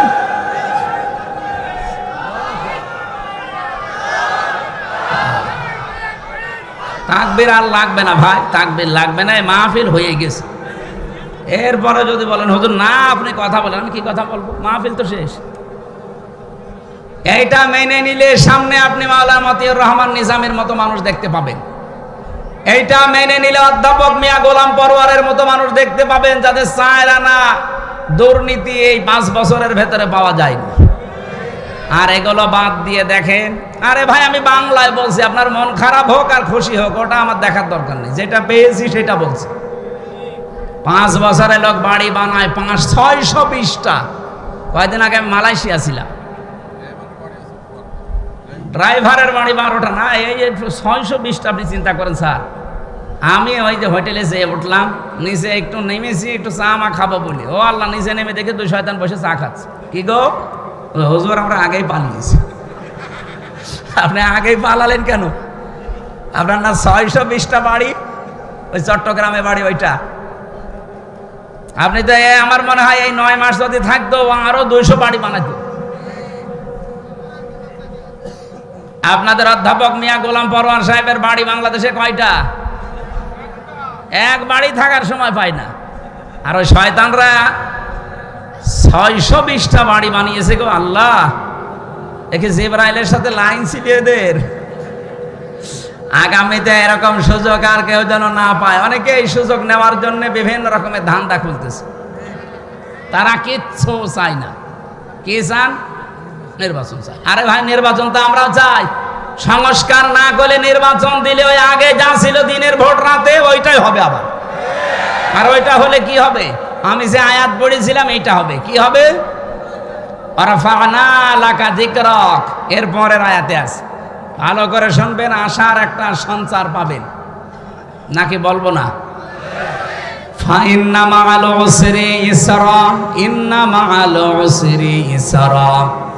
আল্লাহ পাক বলেন অবশ্যই কষ্টের সাথে সুখ। আল্লাহ কিন্তু কষ্টের পরে বলেন নাই, কষ্টের সাথে। এই জন্যে উসরুন এ শব্দের আগে আল্লাহ মা দিয়েছেন, এর সামনে আল্লাহ আলিফ লাম লাগিয়ে দিয়েছেন। একটু ভালো করে খেয়াল করেন, আলেম যারা আছেন তাদেরকে বলছে আল্লাহ কেন কষ্টের সাথে সাথেই ইসরা দিলেন সুখ, কিন্তু সুখের আগে আলিফ লাম আল্লাহ দেয়নি? দিয়েছে। আলেম যারা আছেন কোনোদিন এভাবে আপনি ভাবেননি? আমি যতগুলো তাফসির মিলিয়েছিলাম আমিও পাইনি। পরবর্তীতে জনাব এটিএম আজহারুল ইসলাম জেলখানার ভেতরে আমার একটা বই পড়তে দিয়েছিল, ঋণ এবং ঋণের পরে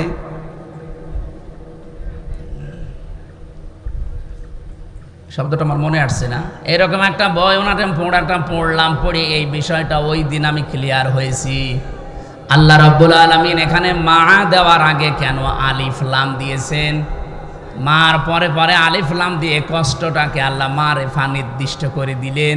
কিন্তু ইসরা, এই যে সুখের কথা বলতে গিয়ে আমার আল্লাহ কিন্তু আর আলিফ লাম দেয়নি। মুফাসসিরিন ইকরাম বিশেষ করে ফি জিলালিল কোরআনের সাইয়্যিদ কুতুব জানাতে চেয়েছেন, দুনিয়ার ময়দানে কেউ যদি একটা কষ্ট সহ্য করে তিনটা কারণে, কয়টা? আপনি যদি তিনটা কারণে একটা কষ্ট সহ্য করে থাকেন দুনিয়ায়, মাস্ট বি আপনার জীবনে আমার আল্লাহ কমপক্ষে 10 থেকে 70টা সুখ শান্তি একেবারে সাথে সাথে রেডি করে রেখেছেন। আমি আবার বলছি, কারণ আল্লাহ নিজে আবার বলেছেন ইন্না মাআল উসরি ইসরা, অবশ্যই কষ্টের সাথে সাথে সুখ। একবার বললেই তো হয়ে যেত, আল্লাহ রিপিট করলেন কেন? এবার আসেন আমরা মূল কথায় যাচ্ছি। পৃথিবীতে আমরা যারা কষ্ট সহ্য করছি, আমি আবার বলছি এদিকে তাকান, একটা কষ্ট যদি দুনিয়ায় কেউ সহ্য করে তিনটা কারণে, কয়টা? আরো জোরে বলেন। আপনি কষ্ট পেলেই হবে না, এই তিনটা কারণে কষ্ট করা লাগবে। এই তিনটা কারণের যে কোনো এক কারণে যদি দুনিয়ায় আপনি কষ্ট পান, আল্লাহ পাক বলেন মাস্ট বি, এই জন্য ইন্না লাগিয়েছেন। এরপরে মার পরে পরে আমার আল্লাহ আলিফ লাম দিয়ে নির্দিষ্ট করে দিয়েছেন, কষ্ট তোর হবে একটা, কিন্তু ইসরার আগে আলিফ লাম না, এটা অনির্দিষ্ট, এটা না কেরা। তোর জন্যে কমপক্ষে 10 থেকে 70টা শান্তি, সুখ, স্বস্তি, নিরাপত্তা, কল্যাণ। এখানে প্রায় 33টা অর্থ আছে। এগুলো তোর সাথে আমি একটার পরে একটা রেডি করে রেখেছি, দেবই দেবই। এই গ্যারান্টি কার? বলেন বলেন। কোনো চিন্তা নেই, কোনো হতাশা নেই। ওয়ালা তাহিনু ওয়ালা তাহজানু ওয়া আনতুমুল আ'লাউনা ইন কুনতুম মুমিনিন। আমি আয়াতটা পড়ার পরে এই আলিফ লামটা নিয়ে বেশি বেশি ভাবি। আল্লাহ বলেন ওয়ালা তাহিনু, হীনমন্য হবা না, ভেঙে পড়বা না, নিজেকে ছোট মনে করবা না। ওয়ালা তাহজানু, চিন্তাও করবা না। কি ওয়া আনতুম, তোমরাই, আ'লাউনা, এখানে শব্দ কিন্তু আরবি গ্রামার দিয়ে যদি আপনি বানিয়ে নেন তাহলে আয়াতটা ভুল। এই কথা বুঝতেছেন? আয়াত কিন্তু এখানে ঠিক হচ্ছে না, ওয়া আনতুম আ'লাউনা হবে। এর আগে আলিফ লাম দেওয়া ঠিক হয়নি। কারণ মারেফা যদি হয়, মুবতাদা মারেফা হলে খবর সব সময় নাকেরা হয়। এখানে আমার আল্লাহ আলিফ লাম দিয়ে খবরটাকেও নাকেরা বানিয়ে দিয়েছেন। আল্লাহ জানাতে চেয়েছেন এখানে, আপনি এটা বালাগাত মান্তিকের ভেতরে পাবেন। খবর যদি কোনো সময় মারেফা হয়ে যায় তাহলে ইফিদুল হাসরা, হাসরের ফায়দা দেবে, বাংলা অর্থ দাঁড়াবে হবে, শেষে হর্ষাই লাগাতে হবে, নাই তো অর্থ মিলবে না। আল্লাহ বলেন কোনো চিন্তা নেই, নিজেকে হীনমন্যতায় ভোগাবে না, কষ্ট পাবে না, কোনো দুঃখ পাবে না, কোনো ভয়ও পাবে না, তোমরাই বিজয়ী হবে। এই গ্যারান্টি কার? বলেন বলেন। তোমাদের জীবনে সুখ আসবেই, শান্তি আসবেই, কল্যাণ আসবেই, স্বস্তি, নিরাপত্তা আমি আল্লাহ দেবই। শেষে হর্ষাই। এই জন্য ইন্না, মা, আলিফ লাম, ইসরা, কিন্তু উসরা, কিন্তু ইসরার আগে আর নেই। ভালো করে বসেন। দুনিয়াতে আপনি যদি সত্যিই কষ্ট পেয়ে থাকেন, একটা আবার বলছি, একটা কষ্টের সাথে সাথে সুখ পাবেন, শান্তি পাবেন কমপক্ষে 10টা, আর উর্ধে গেলে 70টা। এবার আপনি মিলান, আপনার কষ্ট যদি হয় আল্লাহর জন্যে, আপনার কষ্ট যদি হয় রাসূলুল্লাহর জন্যে, আপনার কষ্ট যদি হয় মানবতার জন্যে, এই 3টা কারণে কষ্ট পেলে মাস্ট বি আপনার পেছনে সুখ আল্লাহ একেবারে ধাবমান করে রেখেছেন। কষ্ট পেলেই তার সাথে সাথে শান্তি, সুখ আল্লাহ একটার পর একটা দেবে। কয়টা কারণে? বলেন বলেন বলেন বলেন। আল্লাহর জন্য পাওয়া লাগবে কষ্টটা, রাসূলুল্লাহর জন্য, মানবতার জন্য। এর বাইরে যদি কেউ কষ্ট পায় তার সাথে আল্লাহ সুখ দেবে, কথা আমি কোরআনে পাইনি। হাসিনাও কিন্তু কষ্ট পেয়েছিল যেদিন চলে যায়, কষ্ট পায়নি? কি কন্দন দেখেছেন? আবার বলছিল যে আমার কি দোষ। আমি একটা ভিডিও দেখছিলাম, একজন বলছে তোর এমন কোন দোষ নেই যে তোর নেই, এমনকি সিরাজউদ্দৌলা মরে গেছে তোর কারণে, দ্বিতীয় বিশ্বযুদ্ধ, মানে এমন কোন কিছু নেই যে তোর কারণে হয়নি। আবার বলে যে আমার দোষ কি? ওই দিন দেখলাম কাঁদছিল, এর আগেও আমি দেখেছি কিন্তু কাঁদে নাই, শুধু রিয়েলিটি। এই দিন সত্যি সত্যি কেঁদেছে। তাহলে কষ্ট না পেলে খাদ্য না, কথা বলছে না কেন? মনে ওখান থেকে এত জায়গায় মোবাইল করে বলে আমি চট করে ঢুকে পড়বো। আমার কাছে একদিন করতে পারেন না? আমার নাম্বার নেই মানে ভক্তবৃন্দ দেশে ছড়িয়ে সিটি আছে, ভারতে আমার কত ভক্ত, একটা নাম্বার জোগাড় করে বলতে পারেন না হামজা 3 বছর জেল খাটালাম, মাফ করে দিও, আমি আসতেছি, কিছুই বলে না। কত আশায় আছি বাবু আমারে মোবাইল করবে না। আমি আবার বলছি ভাই, কষ্ট পেলেই হবে না, কষ্ট মহিলাও পেয়েছে, কষ্টের পরে শান্তি না নেই। কিন্তু যারা 3টা কারণে কষ্ট পেয়েছেন আমি নিজে প্রমাণ। একটা কষ্ট আমি ভোগ করবো আল্লাহর জন্য, রাসূলুল্লাহর জন্য, মানবতার জন্য, কমপক্ষে 10 থেকে 70টা সুখ শান্তি মা মানে সঙ্গে সাথে আল্লাহ জড়িয়ে রেখে দিয়েছে।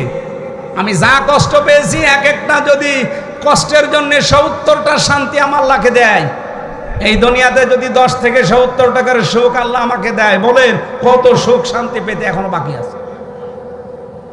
আর আমি সুখী হব, শান্তি পাবো পরিপূর্ণ ওই দিন, যেই দিন দেখবো আল্লাহর এই কালাম দিয়ে 56,000 বর্গ মাইল চলছে। আমরা ওই দিন পরিপূর্ণ সুখী এবং শান্তি পাবো না? বলেন বলেন।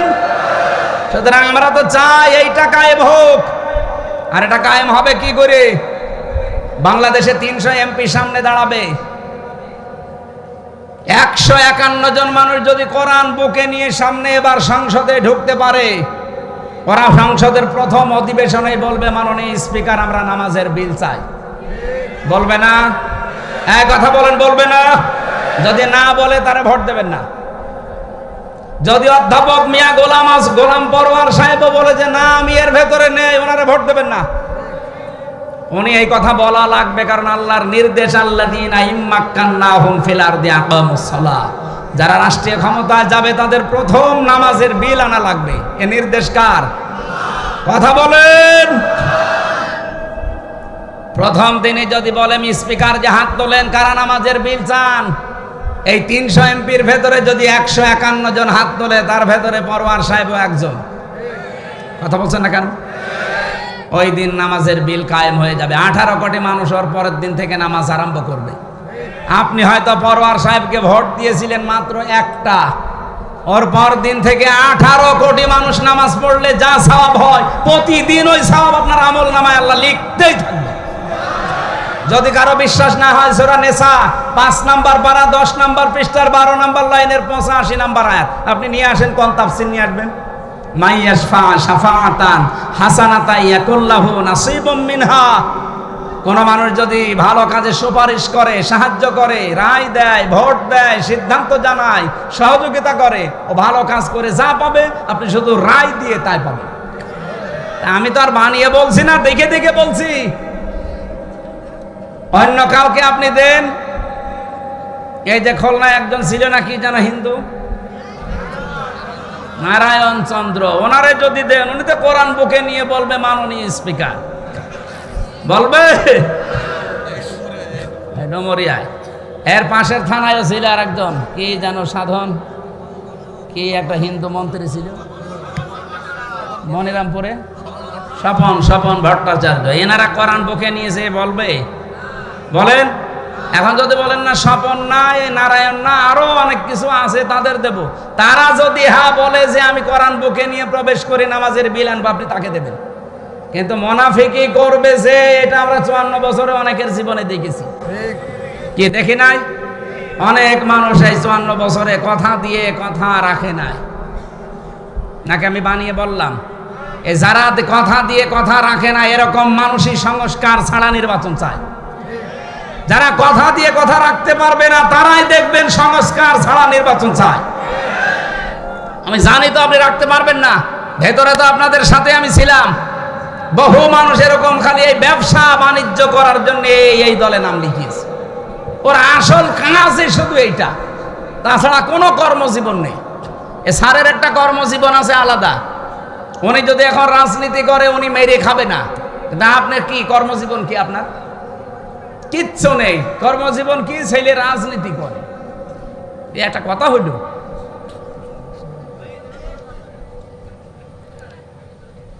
আর যারা দায়িত্বে আছেন একেবারে কিয়ামত পর্যন্ত থাকবেন, আমরা এটাও চাই না। আমরা খুব দ্রুত চাচ্ছি আপনারা সংস্কার তাড়াতাড়ি করে ফেলেন। এতদিন লাগার কথা না। 10 মাস 10 দিন লাগে একটা ছেলে মেয়ে হতে। 9 দিন 9 মাস 3 দিন পার হয়ে গেল। আর বেশি দিন তো নেই।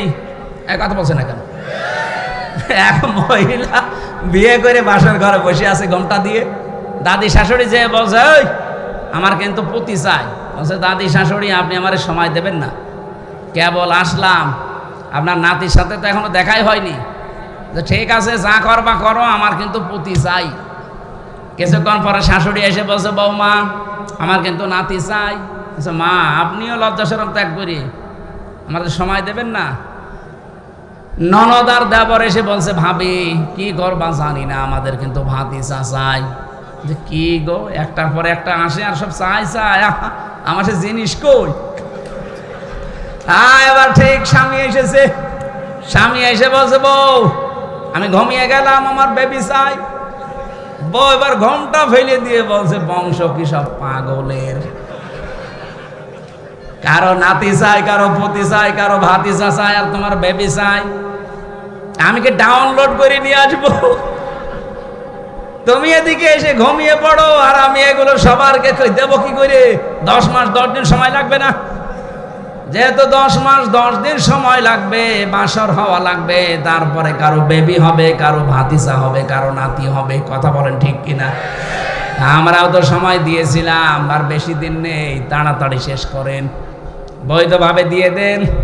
কারণ যতদিন পর্যন্ত এদেশে নির্বাচিত সরকারের হাতে ক্ষমতা না যাবে, ততদিন পর্যন্ত এই খনি যারা আছে, ফ্যাসিস্ট যারা আছে, আপনি আটকাতে পারবেন না।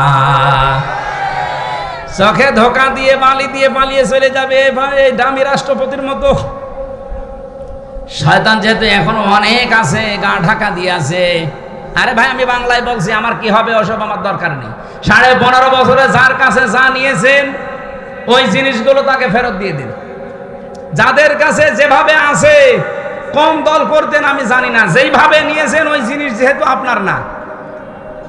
আমি একটা হাদিসও পড়েছিলাম এই সংক্রান্ত, হযরতে আবু যর রাদিয়াল্লাহু তাআলা থেকে বর্ণিত, মানিদ্দাআ মা লাইসা লাহু ফালাইসা মিন্না ওয়ালিয়াতাবাওয়া মাকআদাহু মিনান নার।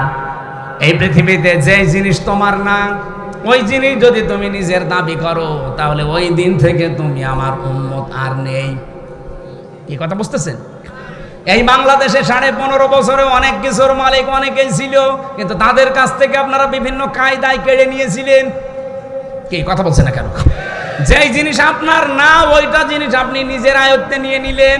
সে বিএনপির কাছে হোক, জামাতের কাছে হোক, চরমনার কাছে হোক, যার কাছ থেকে যা নিয়েছেন এই 15.5 বছরে, বিভিন্ন নামে নিয়েছেন। এই যে আমারটা, আমার 32 লাখ টাকা নিয়েছেন আমার বাবার কাছ থেকে। এই টাকা তো আর আপনার না, বিভিন্ন মিথ্যা মামলার ভয় দেখিয়ে টাকাগুলো নিয়েছেন। এই কথা বলছেন না কেন? এই টাকা কি ওদের ছিল? এই খুলনার আপনাদের এই আকরাম সাহেবের ছেলের ভেতরে জড়িত। ওনারা যা নিয়েছে টাকাগুলো ওনাদের না। যেহেতু টাকা ওনাদের না, টাকা আমারে ফেরত দেওয়া লাগবে। কি কথা বলছেন না কেন? এরকম যেখানে যার যা নিয়েছেন ওইটা ফেরত নিয়ে নেন। আমি মনে হয় কথা বেশি বলে ফেলেছি। হ্যাঁ, আমি একটা ফেরত পেয়েছি কয়েকদিন আগে। বগুড়ায় আমার মাহফিল ছিল, এই আগস্টের 5 তারিখের আগে মে মাসে একটা মাহফিল ছিল। ওই দিন আমার ওসি সাহেব উঠতে দেয়নি, খালি দাঁড়িয়েছে মাঠের ভেতর দিয়ে, কিন্তু ধরতে পারিনি আমারে। আমার পা মা কেটে গিয়েছিল। ওই দিন তারেক জিয়া সাহেবের গ্রামে মাহফিল ছিল আমার, বগুড়া গাবতলী। কিন্তু আমার ড্রাইভার আর আমার গাড়িটা ওরা থানায় আটকিয়ে বলছে টাকা দেওয়া লাগবে।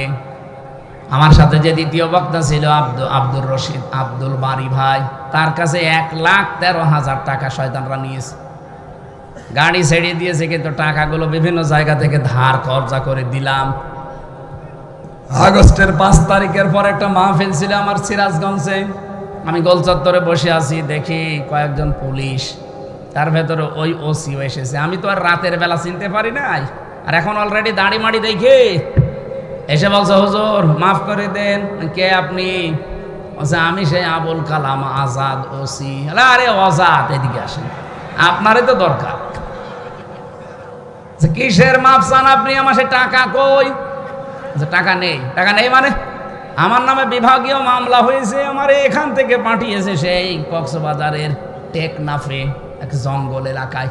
আমি ভয়তে আসতেও পারি না, আজ এক বন্ধুর মাধ্যমে খোঁজ নিয়ে এসেছি।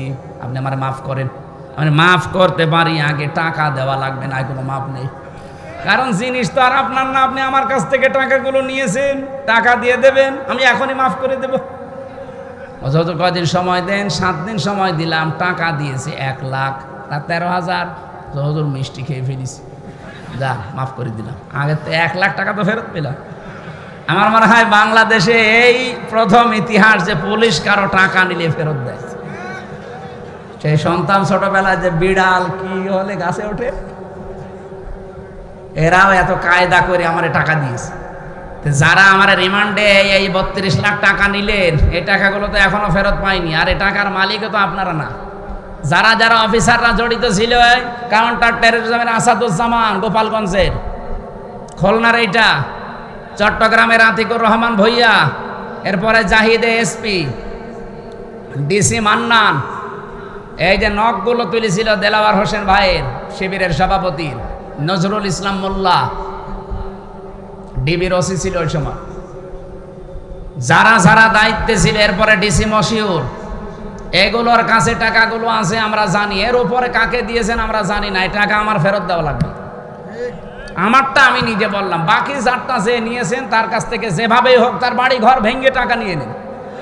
হ্যাঁ, বাড়ি যদি জমি জায়গা থাকে নিয়ে নিন, আমার কোনো বাংলা বলতে অসুবিধা নেই, আমি নিয়ে নেব, যেভাবেই হোক নিয়ে নেব। আমি দরকার আকরাম সাহেবের বাড়ি যাব, যাই বলবো যে আমার টাকা আপনার ছেলেও খেয়েছে, সে টাকা ফেরত দেন। কারণ আমার জিনিস আমি চাচ্ছি, আমি তো আপনারটা নিচ্ছি না। এই কথা বলছেন না কেন? হাদিস হচ্ছে কি, মানে দাগা মা লাইসা লাহু ফালাইসা মিন্না। যেই জিনিস যার না, সে যদি নিজের আয়ত্তে এটা রেখে দেয়, সে নবীর উম্মত থাকে না। ফালাইসা মিন্না, যে ফা আছে মাঝখানে। তা আপনি তো নবীর উম্মত নেই, আপনি মরে গেলে আপনার জানাজা নেই, কবর নেই, আপনাকে আমি বাঁচাতে চাই, সুতরাং দিয়ে দিন।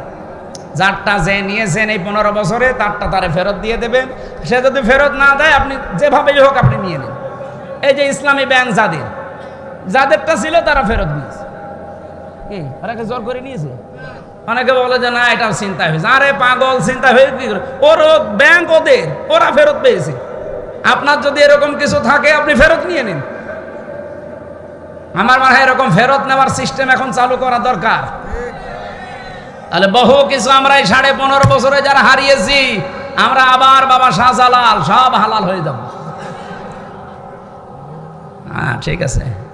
আপনারা কি চলে যাবেন নাকি? 1-2 ঘন্টার সময় আজকে আমরা পাচ্ছি, এই হিসাবে একটু বেশি কথা বলছি না। আমি এত কথা বলতাম না। আর আজকে মাহফিল আমার একটা, তো 2টা থাকলে আমি 1 ঘন্টা 15 মিনিট শেষ করে দিতাম। 1-1.5 ঘন্টা 2 ঘন্টা থাকা যাবে না? অন্তত আরো আধা ঘন্টা থাকবেন না ইনশাল্লাহ? আমি যে এই তথ্যটা দিয়ে একটু আশার বাণী শোনালাম, এই তথ্য কি আমার নিজের না আল্লাহ? যারা আমরা কষ্ট পেয়েছি ভাই কোনো চিন্তা নেই, এই জন্য আলিফ লামটা ভালো করে যারা গ্রামার বোঝে এদের কাছে শিখে নেবেন, আপনি আশার সঞ্চার পাবেন। আল্লাহ এমনি এমনি কোনো কিছু নাজিল করেনি, আল্লাহ গ্যারান্টি দিচ্ছে একটা কষ্ট সহ্য করলে ৭০টা সুখ শান্তি সাথে সাথে রেখে দিয়েছি। সুতরাং আমরা পরিপূর্ণ শান্তি এই দেশে দেখতে চাই না। হ্যাঁ, সিস্টেম অপর পৃষ্ঠায় দেখুন, কেউ যদি দুনিয়ায় একটা অবৈধ সুখ ভোগ করে, একটা, কয়টা বলেন বলেন, আপনি যদি একটা অবৈধ সুখ দুনিয়ায় ভোগ করেন, একটা সুখের কারণে কমপক্ষে আপনাকে ৭০টা দুঃখ কষ্ট যন্ত্রণা সহ্য করা লাগবে। হাসিনা এই যে এই ৯ মাসের ভেতরে সফল হতে পারে নাই, প্রায় ২৭ বার চেষ্টা করেছে, একবারও সফল হতে পারে নাই। কারণ কি? কারণ তার যে শান্তি সুখ এই ১৫.৫ বছরে সে পেয়েছে, একটাও বৈধ সুখ না, সব অবৈধ সুখ। উনি যে দায়িত্বে ছিল এই ১৫ বছর, বলেন তো অনেকে দায়িত্বে থেকেছে বৈধভাবে না অবৈধ? আরে ভাই আমি নিজেই তো প্রমাণ, আমার এখন ৩৩ বছর, ৯২ সালে জন্ম আমার। আমি যদি ১৮ বছর থেকে ভোট দিতে আরম্ভ করতাম, ৩ বার ভোট দিতে পারতাম, একবারও পারি না। একবার না জেলে থাকতে মাফ করে দিলাম, আর ২ বার, একবারও পারি নাই। তাহলে সেই হিসাবে ওরা ১৫.৫ বছরে যারা ছিল প্রত্যেকটা ছিল অবৈধ। আরে অবৈধ ভাবে ওরা সুখ পায়নি, বলেন বলেন, শান্তি পায়নি। এক একটা অবৈধ সুখের কারণে শান্তির কারণে দুঃখ কয়টা? ৭০টা। তো ৫০টা সুখও যদি আপনি পান এই ১৫ বছরে, এক একটাই ৭০, কত হয় স্যার? ৩,৫০০। ৩,৫০০ কষ্ট পাবেন, দুঃখ পাবেন, লাঞ্ছনা অপমান গঞ্জনা, এইগুলো আগে দুনিয়ায় ভোগ করেন, এরপরে আপনি চট করে ঢুকে পড়বেন। এখনই যদি বলেন চট করে আসবো, তাহলে আয়াত কি হবে? আয়াতকে আমি ফেলে দেবো? ১০০ ভাগ কার্যকর করবে আল্লাহ তার আয়াতকে। এই কথা বলেন না কেন? কারণ কি? আতাম্মাত কালিমাতু রাব্বিকা সিদকা ওয়া আদলা লা মুবাদদিলা লিকালিমাতি। সূরা আনআম ৮ নাম্বার পারা, ১ম নাম্বার পৃষ্ঠা, ১০ নাম্বার লাইনের ১১৫ নম্বর আয়াত, প্রথম অংশে আছে। আল্লাহ বলেন, যা দিয়েছি কোরআনে সব সত্য কথা এবং ইনসাফপূর্ণ কথা, এবং কিয়ামত পর্যন্ত আমার কথা কোনো রদ বদল নেই, কোনো পরিবর্তন নেই। সুবহানাল্লাহ বলতে পারেন নাই? সুতরাং আশার বাণী আমরা কোরআন দিয়ে শুনেছি, আমরা কি হতাশা থাকবো? আর বিজয় আসবেই। যত রকমের ষড়যন্ত্র হচ্ছে, আল্লাহর কিছু পরিকল্পনা আছে, এগুলো বাস্তবায়ন হবে। কিন্তু একটা বিষয় মনে রাখা লাগবে ভাই, জীবনে কোনো দিন কোনো বিষয়ে কোরআন থেকে যেটা পাবেন শোনার পরে যেন সন্দেহ করবেন না। এই জন্য আজকের আলোচনার বিষয়টাই আমরা সাজিয়েছি সন্দেহ। কি বললাম? আমি আয়াত যখনই তেলাওয়াত করে ওই সময় শব্দটা ২ বার পড়েছিলাম, সুম্মা লাম ইয়ারতাবু, যারা সন্দেহ করে না। আসেন আমরা এই বিষয়ের উপরে কিছু কথা বলি তাফসীর আকারে। এই চলে যাবেন, কার হাত তোলেন তো? একজন শুধু, ঠিক আছে, আপনি চলে যান। বাকি যারা আছেন অন্তত এই আয়াতটা শুনে যাবেন। কারা কারা হাত তোলেন তো? ঠিক আছে, আলহামদুলিল্লাহ। খুব জরুরি না হলে উঠবেন না। খুলনা বিভাগের মানুষের আবার বিড়ি খাওয়ার অভ্যাস আছে, তো খুব যদি একেবারে নেশা লেগে যায় বিড়ি খেয়ে আবার চলে যান। এই যে আমার যে শেষের কথা ছিল কি, যারা অবৈধ সুখ পাবে, একটা অবৈধ সুখে দুঃখ কয়টা? বলেন বলেন। যারা পরকীয়া প্রেম করে, নারী হোক আর পুরুষ হোক, সুখ পায় না। এই কথা বলছেন এখানে নাকি খুলনা জেলায় নেই? যারা এই অবৈধ সুখে আছেন, সুখ না পেলে এমনি ২-৩ ছেলে মেয়ে রেখে আল্লাহ রাস্তা চলে যায়, অবৈধ সুখ পায়। এই সুখটা কি বৈধ সুখ না অবৈধ?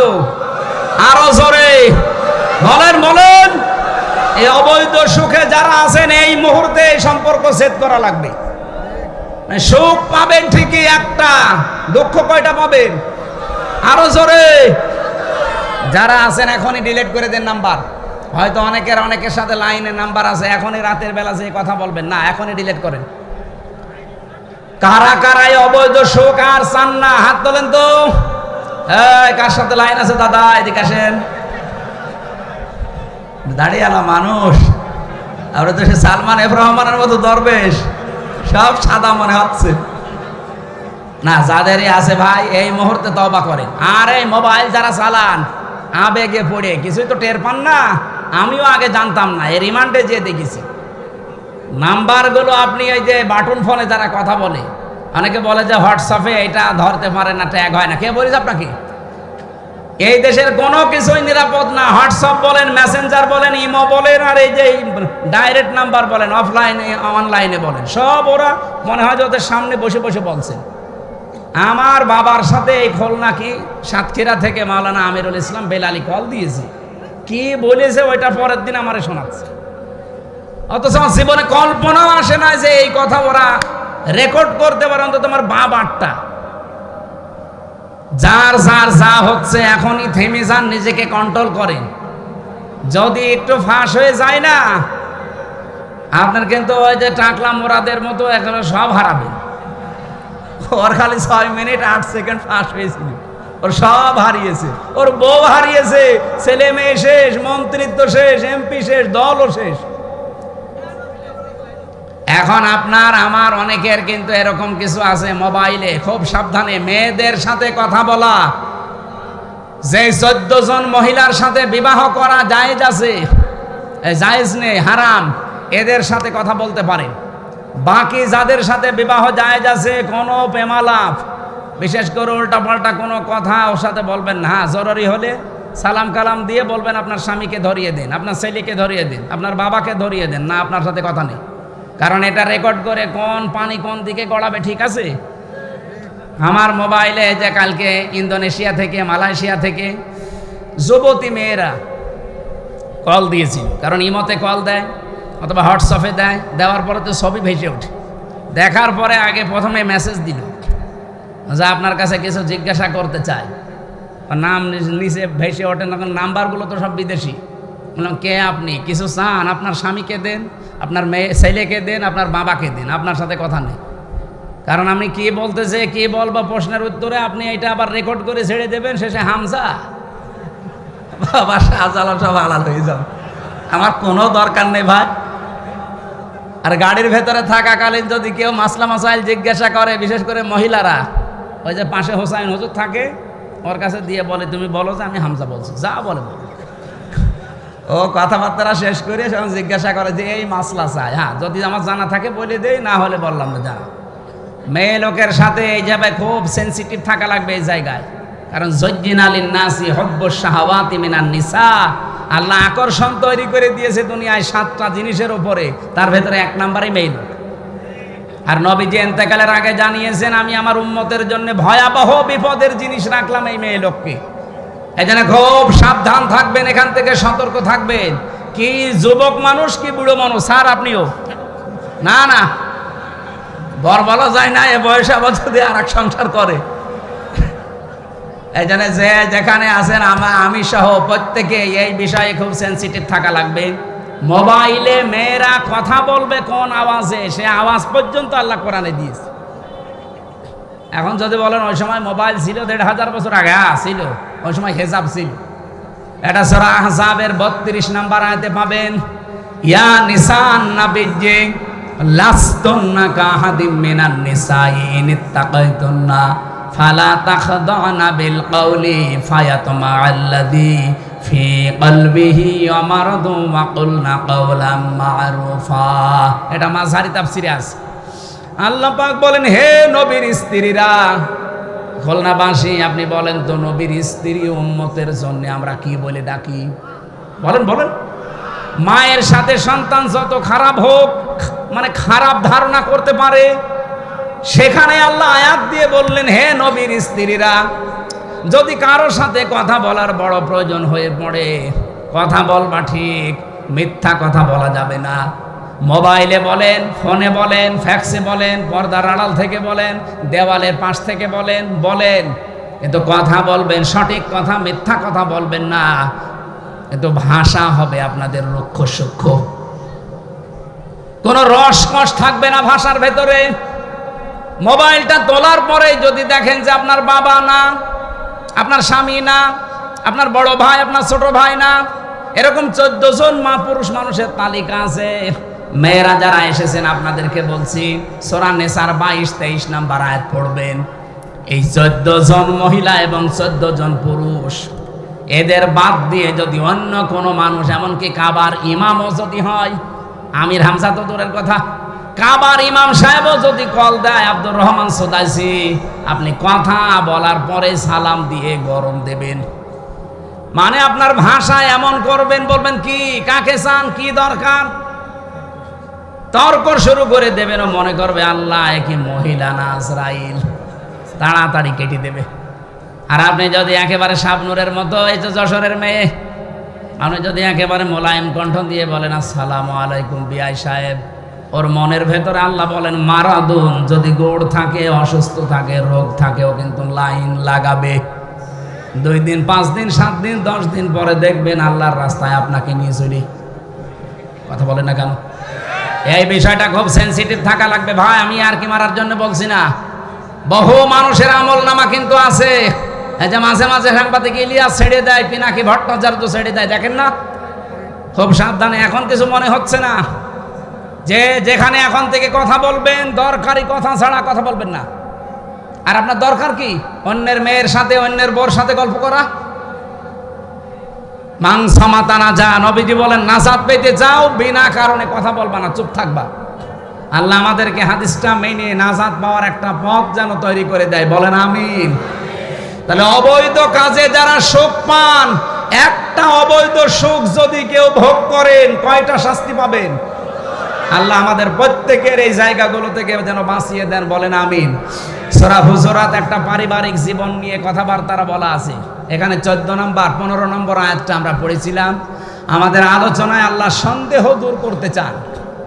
রব্বুল আলামিন বলেন ইন্নামাল মুমিনুনা আল্লাযীনা আমানু বিল্লাহি ওয়া রাসূলিহি, অবশ্যই আমি আল্লাহর দৃষ্টিতে, এদিকে তাকান, আমি আল্লাহর দৃষ্টিতে মুমিন তারা কারা? ইন্নামাল মুমিনুনা আল্লাযীনা, এবার আমি আরবি গ্রামার দিয়ে আয়াতটা আপনাদেরকে বালাগাত মানতিক দিয়ে বোঝাতে চাই।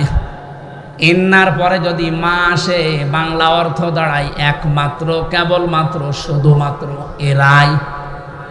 যদি মাটা আল্লাহ না দিতাম, আমি আয়াতের ব্যাখ্যা করতে ইন্না বাদে দিয়ে দিতাম। আল্লাহ ইন্না দেওয়ার পরে মা দিয়ে এটা একেবারে নির্দিষ্ট করে দিয়েছেন, একমাত্র, কেবলমাত্র, শুধুমাত্র, এরাই। আল্লাহ বলেন এরাই আমি আল্লাহর দৃষ্টিতে মুমিন। কারা?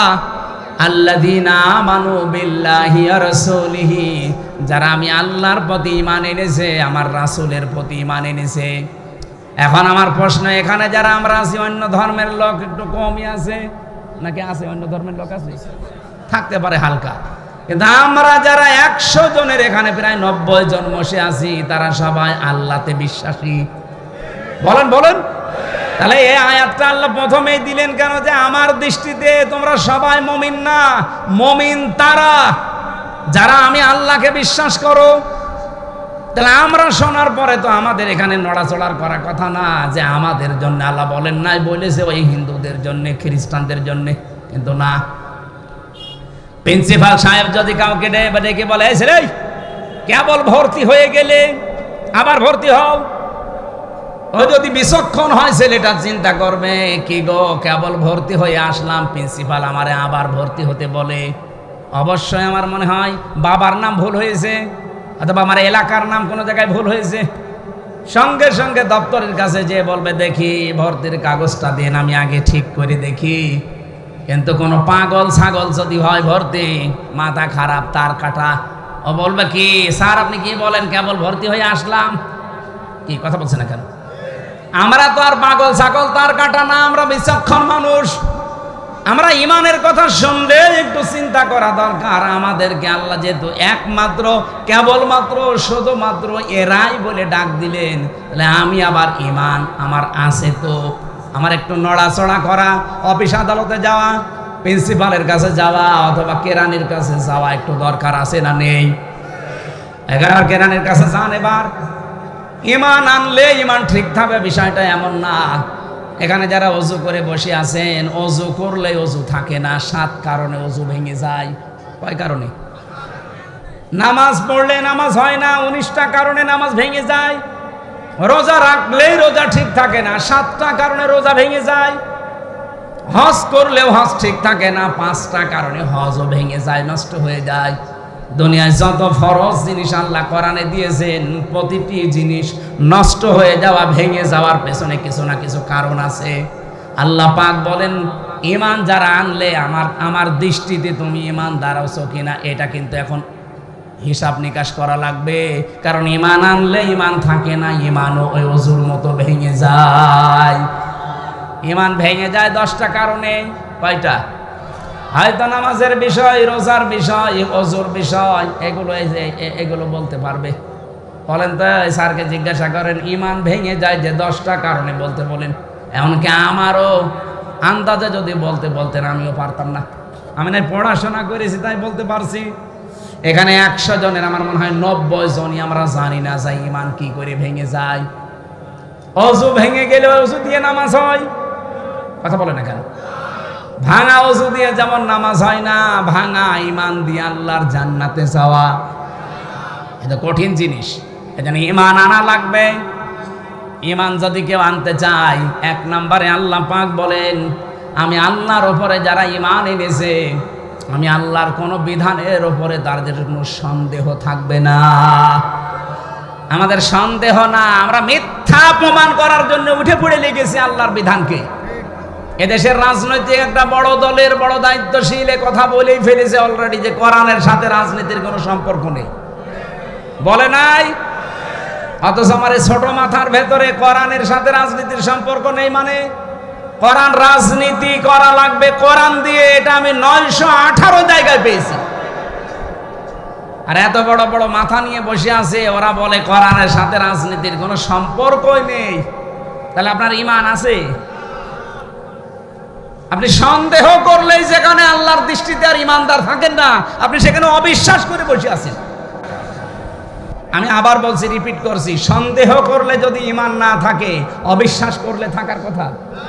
কত বড় কঠিন শাস্তির কথা আছে সূরা আরাফের 40-41 নম্বর আয়াতে। আমার গা শিউরে ওঠে এই মানুষগুলোর কথা শুনলে। ইন্নাল্লাযীনা কাযযাবু বিআয়াতিনা ওয়াস্তাকবারু আনহা লা তুফাত্তাহু লাহুম আবওয়াবুস সামা। রব্বুল আলামিন বলেন, নিশ্চয় যারা আমার আয়াতকে মিথ্যা প্রতিপন্ন করে, আমার আয়াতকে যারা বিশ্বাস করতে চায় না এবং অহংকার করে মুখ ফিরিয়ে চলে আসে, এই নারী কমিশনের 13টা আয়াতের প্রতি ওরা দোষারোপ অলরেডি করেছে। এই কমিশনের সাথে যারা আছে, এরা যদি তাওবা না করে, এদের জানাজা পড়াও জায়েজ নেই। ওদের হিন্দুদের মতো পুড়িয়ে ফেলা লাগবে। কারণ ওরা আল্লাহর কোরআনে শুধু অবিশ্বাস না, আয়াত কেটে অলরেডি বাদ দিয়ে দিয়েছে। আল্লাহ পাক বলেন, যারা অহংকার করবে, মুখ ফিরিয়ে চলে যাবে, কি করব তাদেরকে জানো? লা তুফাত্তাহু লাহুম আবওয়াবুস সামা। ওদের জন্য আকাশের একটা দরজাও আর খোলা হবে না। তুফাত্তাহু এটা মোজারে, এটা বর্তমান, ভবিষ্যৎ, প্রেজেন্ট, ফিউচার। বাবের বহুবচন আবওয়াব। আল্লাহ বলেন, দরজা আমি একটা দিতে পারতাম, আবওয়াব দিয়েছি বহুবচন। যারা আমার কোরআনকে মিথ্যা মনে করে, কথা শোনার পর আমি যা কথা বলছি আপনার কি মিথ্যা মনে হয়? বলেন বলেন। সন্দেহ লাগে? যদি সন্দেহ মনে হয়, মিথ্যা মনে হয়, অহংকার করে যদি মুখ ফিরিয়ে চলে যাও, ওইরকম কথা বলেই থাকে। আল্লাহ ওয়াস্তাকবারু আনহা দিয়েছেন। আপনার জন্য প্রথম শাস্তি, আকাশের সব দরজা আপনার জন্য আজকে থেকে বন্ধ, একটাও খুলবেন আল্লাহ। আকাশের দরজা না খুললে আপনার আমল উঠবে কি করে? এতটুকু তো আল্লাহ শেষ করে দেননি, ওয়ালা ইয়াদখুলুনাল জান্নাহ, এরা জান্নাতেও যাচ্ছে না, যাবেও না। ইয়াদখুলুনা এটাও মোজারে, বর্তমান, ভবিষ্যৎ, প্রেজেন্ট, ফিউচার। কতদিন আপনি জান্নাতে যাচ্ছেন না, যাবেন না? বলেন তো। এরকম সন্দেহ করে, এরকম অবিশ্বাস করে, অহংকার করে যারা মারা যায়, এই মানুষগুলোর আমল আখলাক তো আকাশে ওঠা বন্ধ। এদের জন্য জান্নাতের দরজা বন্ধ। আমি যত এখান থেকে কাবার ইমাম দিয়ে দোয়া করাই, ওর আমল তো আর, ওই দোয়াও তো আর আকাশে উঠবে না, কারণ ওর দরজা সব। বলেন বলেন। লা তুফাত্তাহু লাহুম, হোম দিয়েছেন, এটা জমির, বহু বছর। এরকম চরিত্র যাদেরই হবে, আল্লাহ রসুলের কোনো কথা শোনার পরে শুধু সন্দেহ না, অবিশ্বাস না, শুধু সন্দেহ যদি করে, আল্লাহ বলেন আকাশের দরজা শুধু বন্ধ করব তা না, যালিকা বিআন্নাহুম কারিহু মা আনজালাল্লাহু ফাআহবাতা আ'মালাহুম।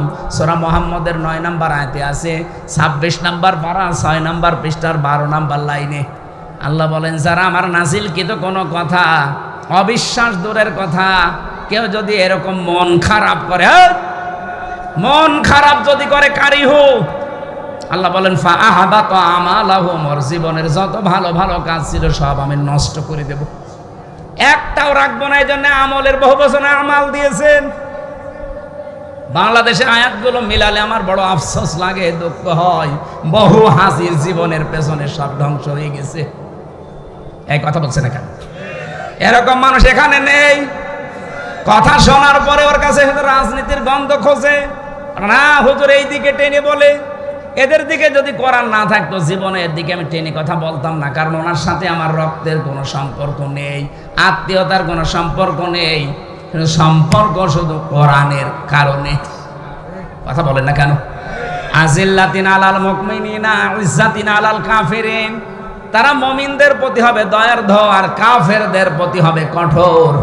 কুষ্টিয়ায় আমার বাড়ি, আপনার বাড়ি খুলনা, 165 কিলোমিটার এখান থেকে। আপনার সাথে আমার ভালোবাসা মহব্বত শুধু এই কারণে, আমার আপন ভাইয়ের সাথে এত মহব্বত নেই। আপনার সাথে মহব্বত ভালোবাসা আল্লাহ তৈরি করে দিয়েছে আমার মনে এই কারণে, কারণ আপনি দিন প্রতিষ্ঠার কর্মী। আপনি যদি মানুষের তৈরি করা আইন প্রতিষ্ঠার কর্মী হতেন, আপনি আমার আপন ভাই হলো, আপনাকে আমি ভালোবাসতাম না। এই কথা বলছেন এখন? এটাকে আমি বানালাম। যারা এগুলো করে দেখবেন তাদের মনের দিকে তাকিয়ে, তাদের মনে এরকমই আমার আপন ভাই নেই, আমি একা, আমার একটা বোন আছে। এই বোনটাও যদি একামতে দিনের বাইরে কেউ থাকে, ওই বোনের চাইতে আমার রাজশাহী খুলনা যেই বোনটা দিনে একামতে দিন কায়েম করতে চায়, সে আমার আপন বোনের চাইতে, আপন রক্তের চাইতে, আপন আত্মীয়র চাইতেও আত্মার আত্মীয়। বলেন বলেন। আর এটা তৈরি করে দেয় কে? আপনি দেখেন, এইটাই তৈরি হয়ে আছে সারা বাংলাদেশে, সারা পৃথিবীতে। একামতে দিন যারা কায়েম করতে চায় এই জমিনে, তাদের ভালোবাসা আপন ভাইয়ের চাইতেও বেশি। নিজের আপন ভাই আপন বোনের সাথে এত মহব্বত আল্লাহ তৈরি করে দেয়নি, অথচ বাড়ি আমার কুষ্টিয়া, আপনার বাড়ি খুলনা। এত দূরের থেকে মহব্বত তৈরি করে দিয়েছে কে? কোরআনের সাথে যাদের মিলে যায়, আমি তো তার কথাই বলবো। আপনি কোরআনের কথা শোনার পরে যদি সন্দেহ করা, মন খারাপ করা, কারিহু বিমা আনজালাল্লাহ, কেউ মন খারাপ করলেও ফাআহবাতা আমালাহুম, আর একটা আমলও থাকবে না, সব নষ্ট হয়ে যাবে। কত মানুষের নষ্ট হয়ে গেছে, এখনো যাচ্ছে। আপনারটা যাচ্ছে কিনা আপনি বলেন তো? ওয়ালা ইয়াদখুলুনাল জান্নাহ, আল্লাহ শেষ করে দেননি। জান্নাতে তো যাবেই না, কতদিন পর্যন্ত যাবে না আল্লাহ একটা উদাহরণ দিয়েছে। হাত্তা, যতক্ষণ ইয়ালিজাল জামালু ফি সাম্মিল খিয়াত, ইয়ালিজা মানে প্রবেশ করা, জামাল মানে উট, সাম্মন মানে ছিদ্র, খিয়াত মানে সুস, সুসের ছিদ্র দিয়ে উট যেদিন প্রবেশ করে যাবে, ওই দিন ওই লোকটা জান্নাতে যাবে। সুসের ছিদ্র দিয়ে চোখ খারাপ থাকলে সুতায় পরাতে পারে না, সেখানে উট যাওয়া সম্ভব। কি উদাহরণ আল্লাহ সেট করেছেন!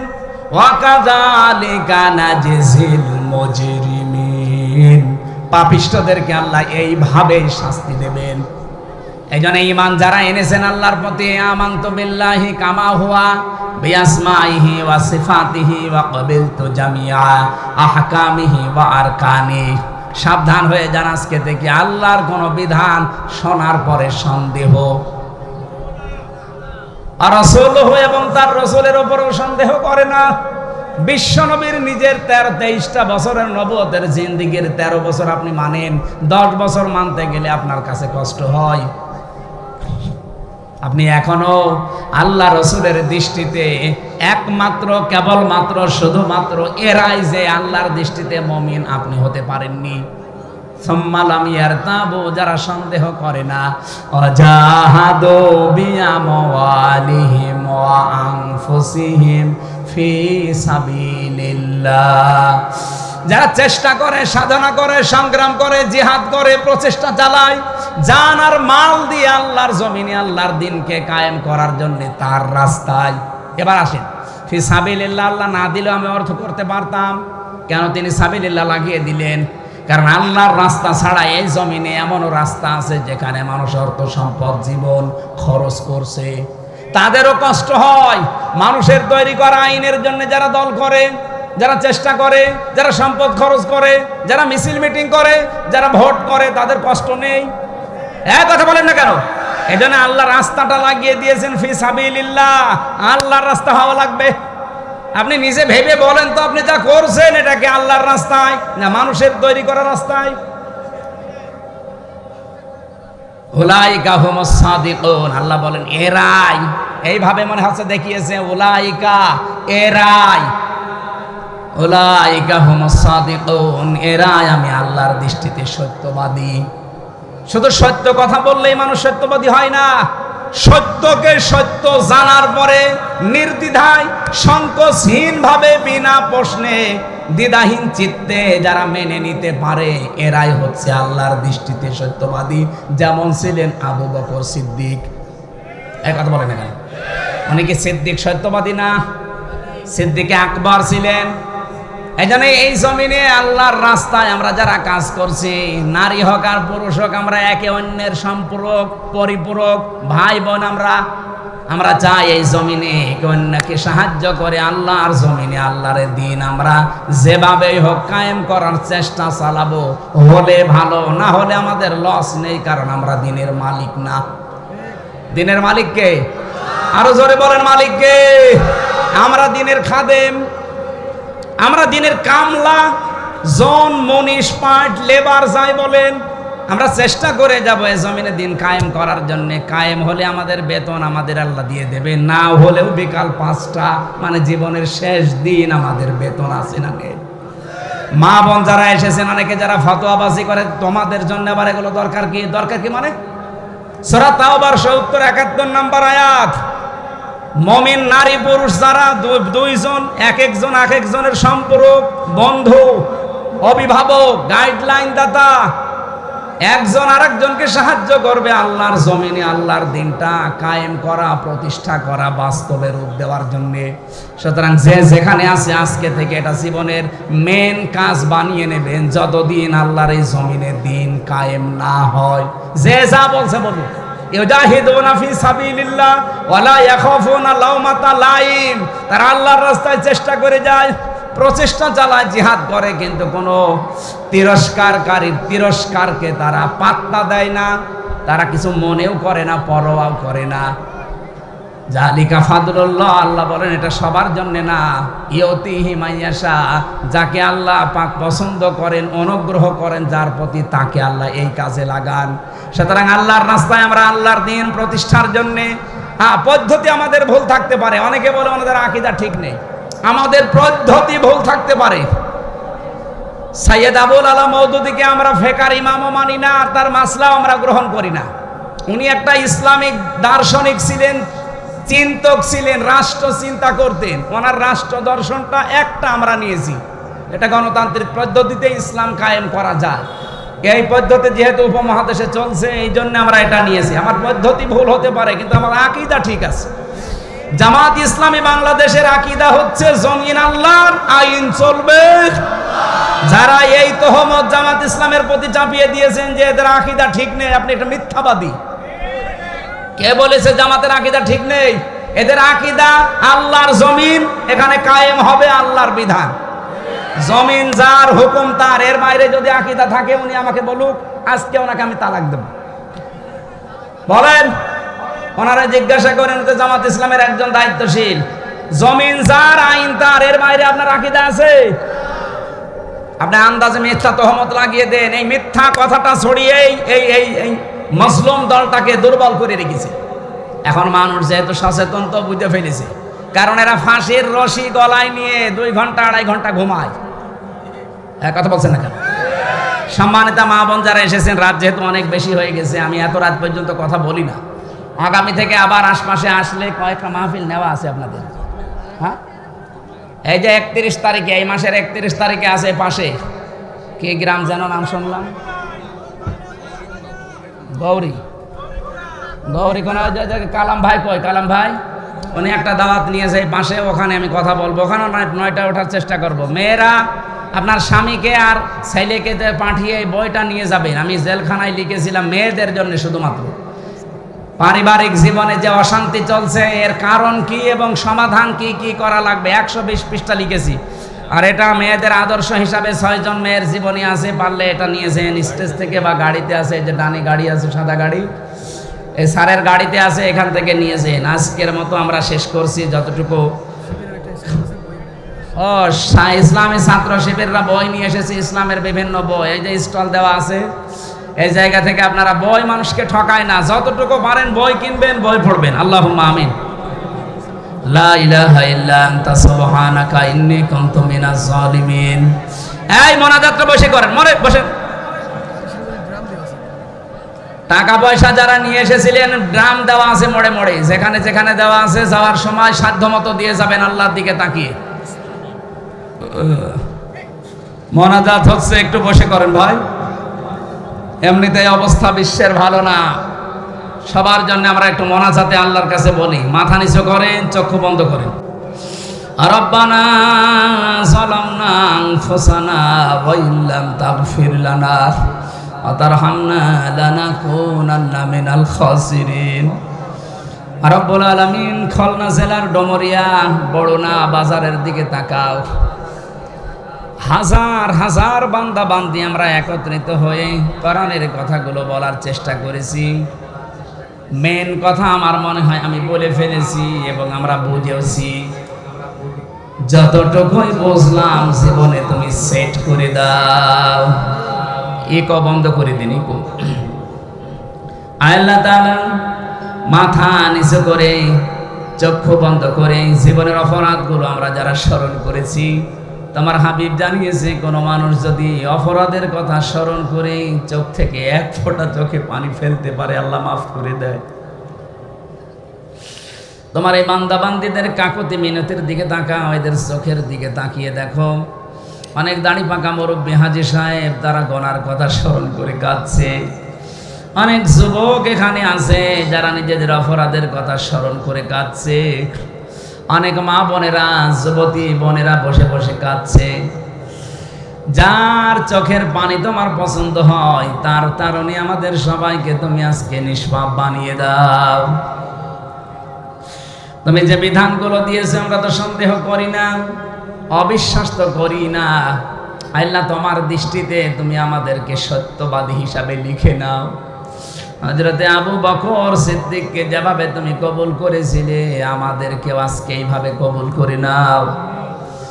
সারা বিশ্বে আজ মুসলমানেরা বড় বিপদে আছে, বিশেষ করে ইহুদি, খ্রিস্টান আর মুশরিকরা মুসলমানদেরকে দুনিয়া থেকে বিদায় করার জন্য বিভিন্ন কায়দায় তারা যুদ্ধ লাগিয়ে দিয়েছে।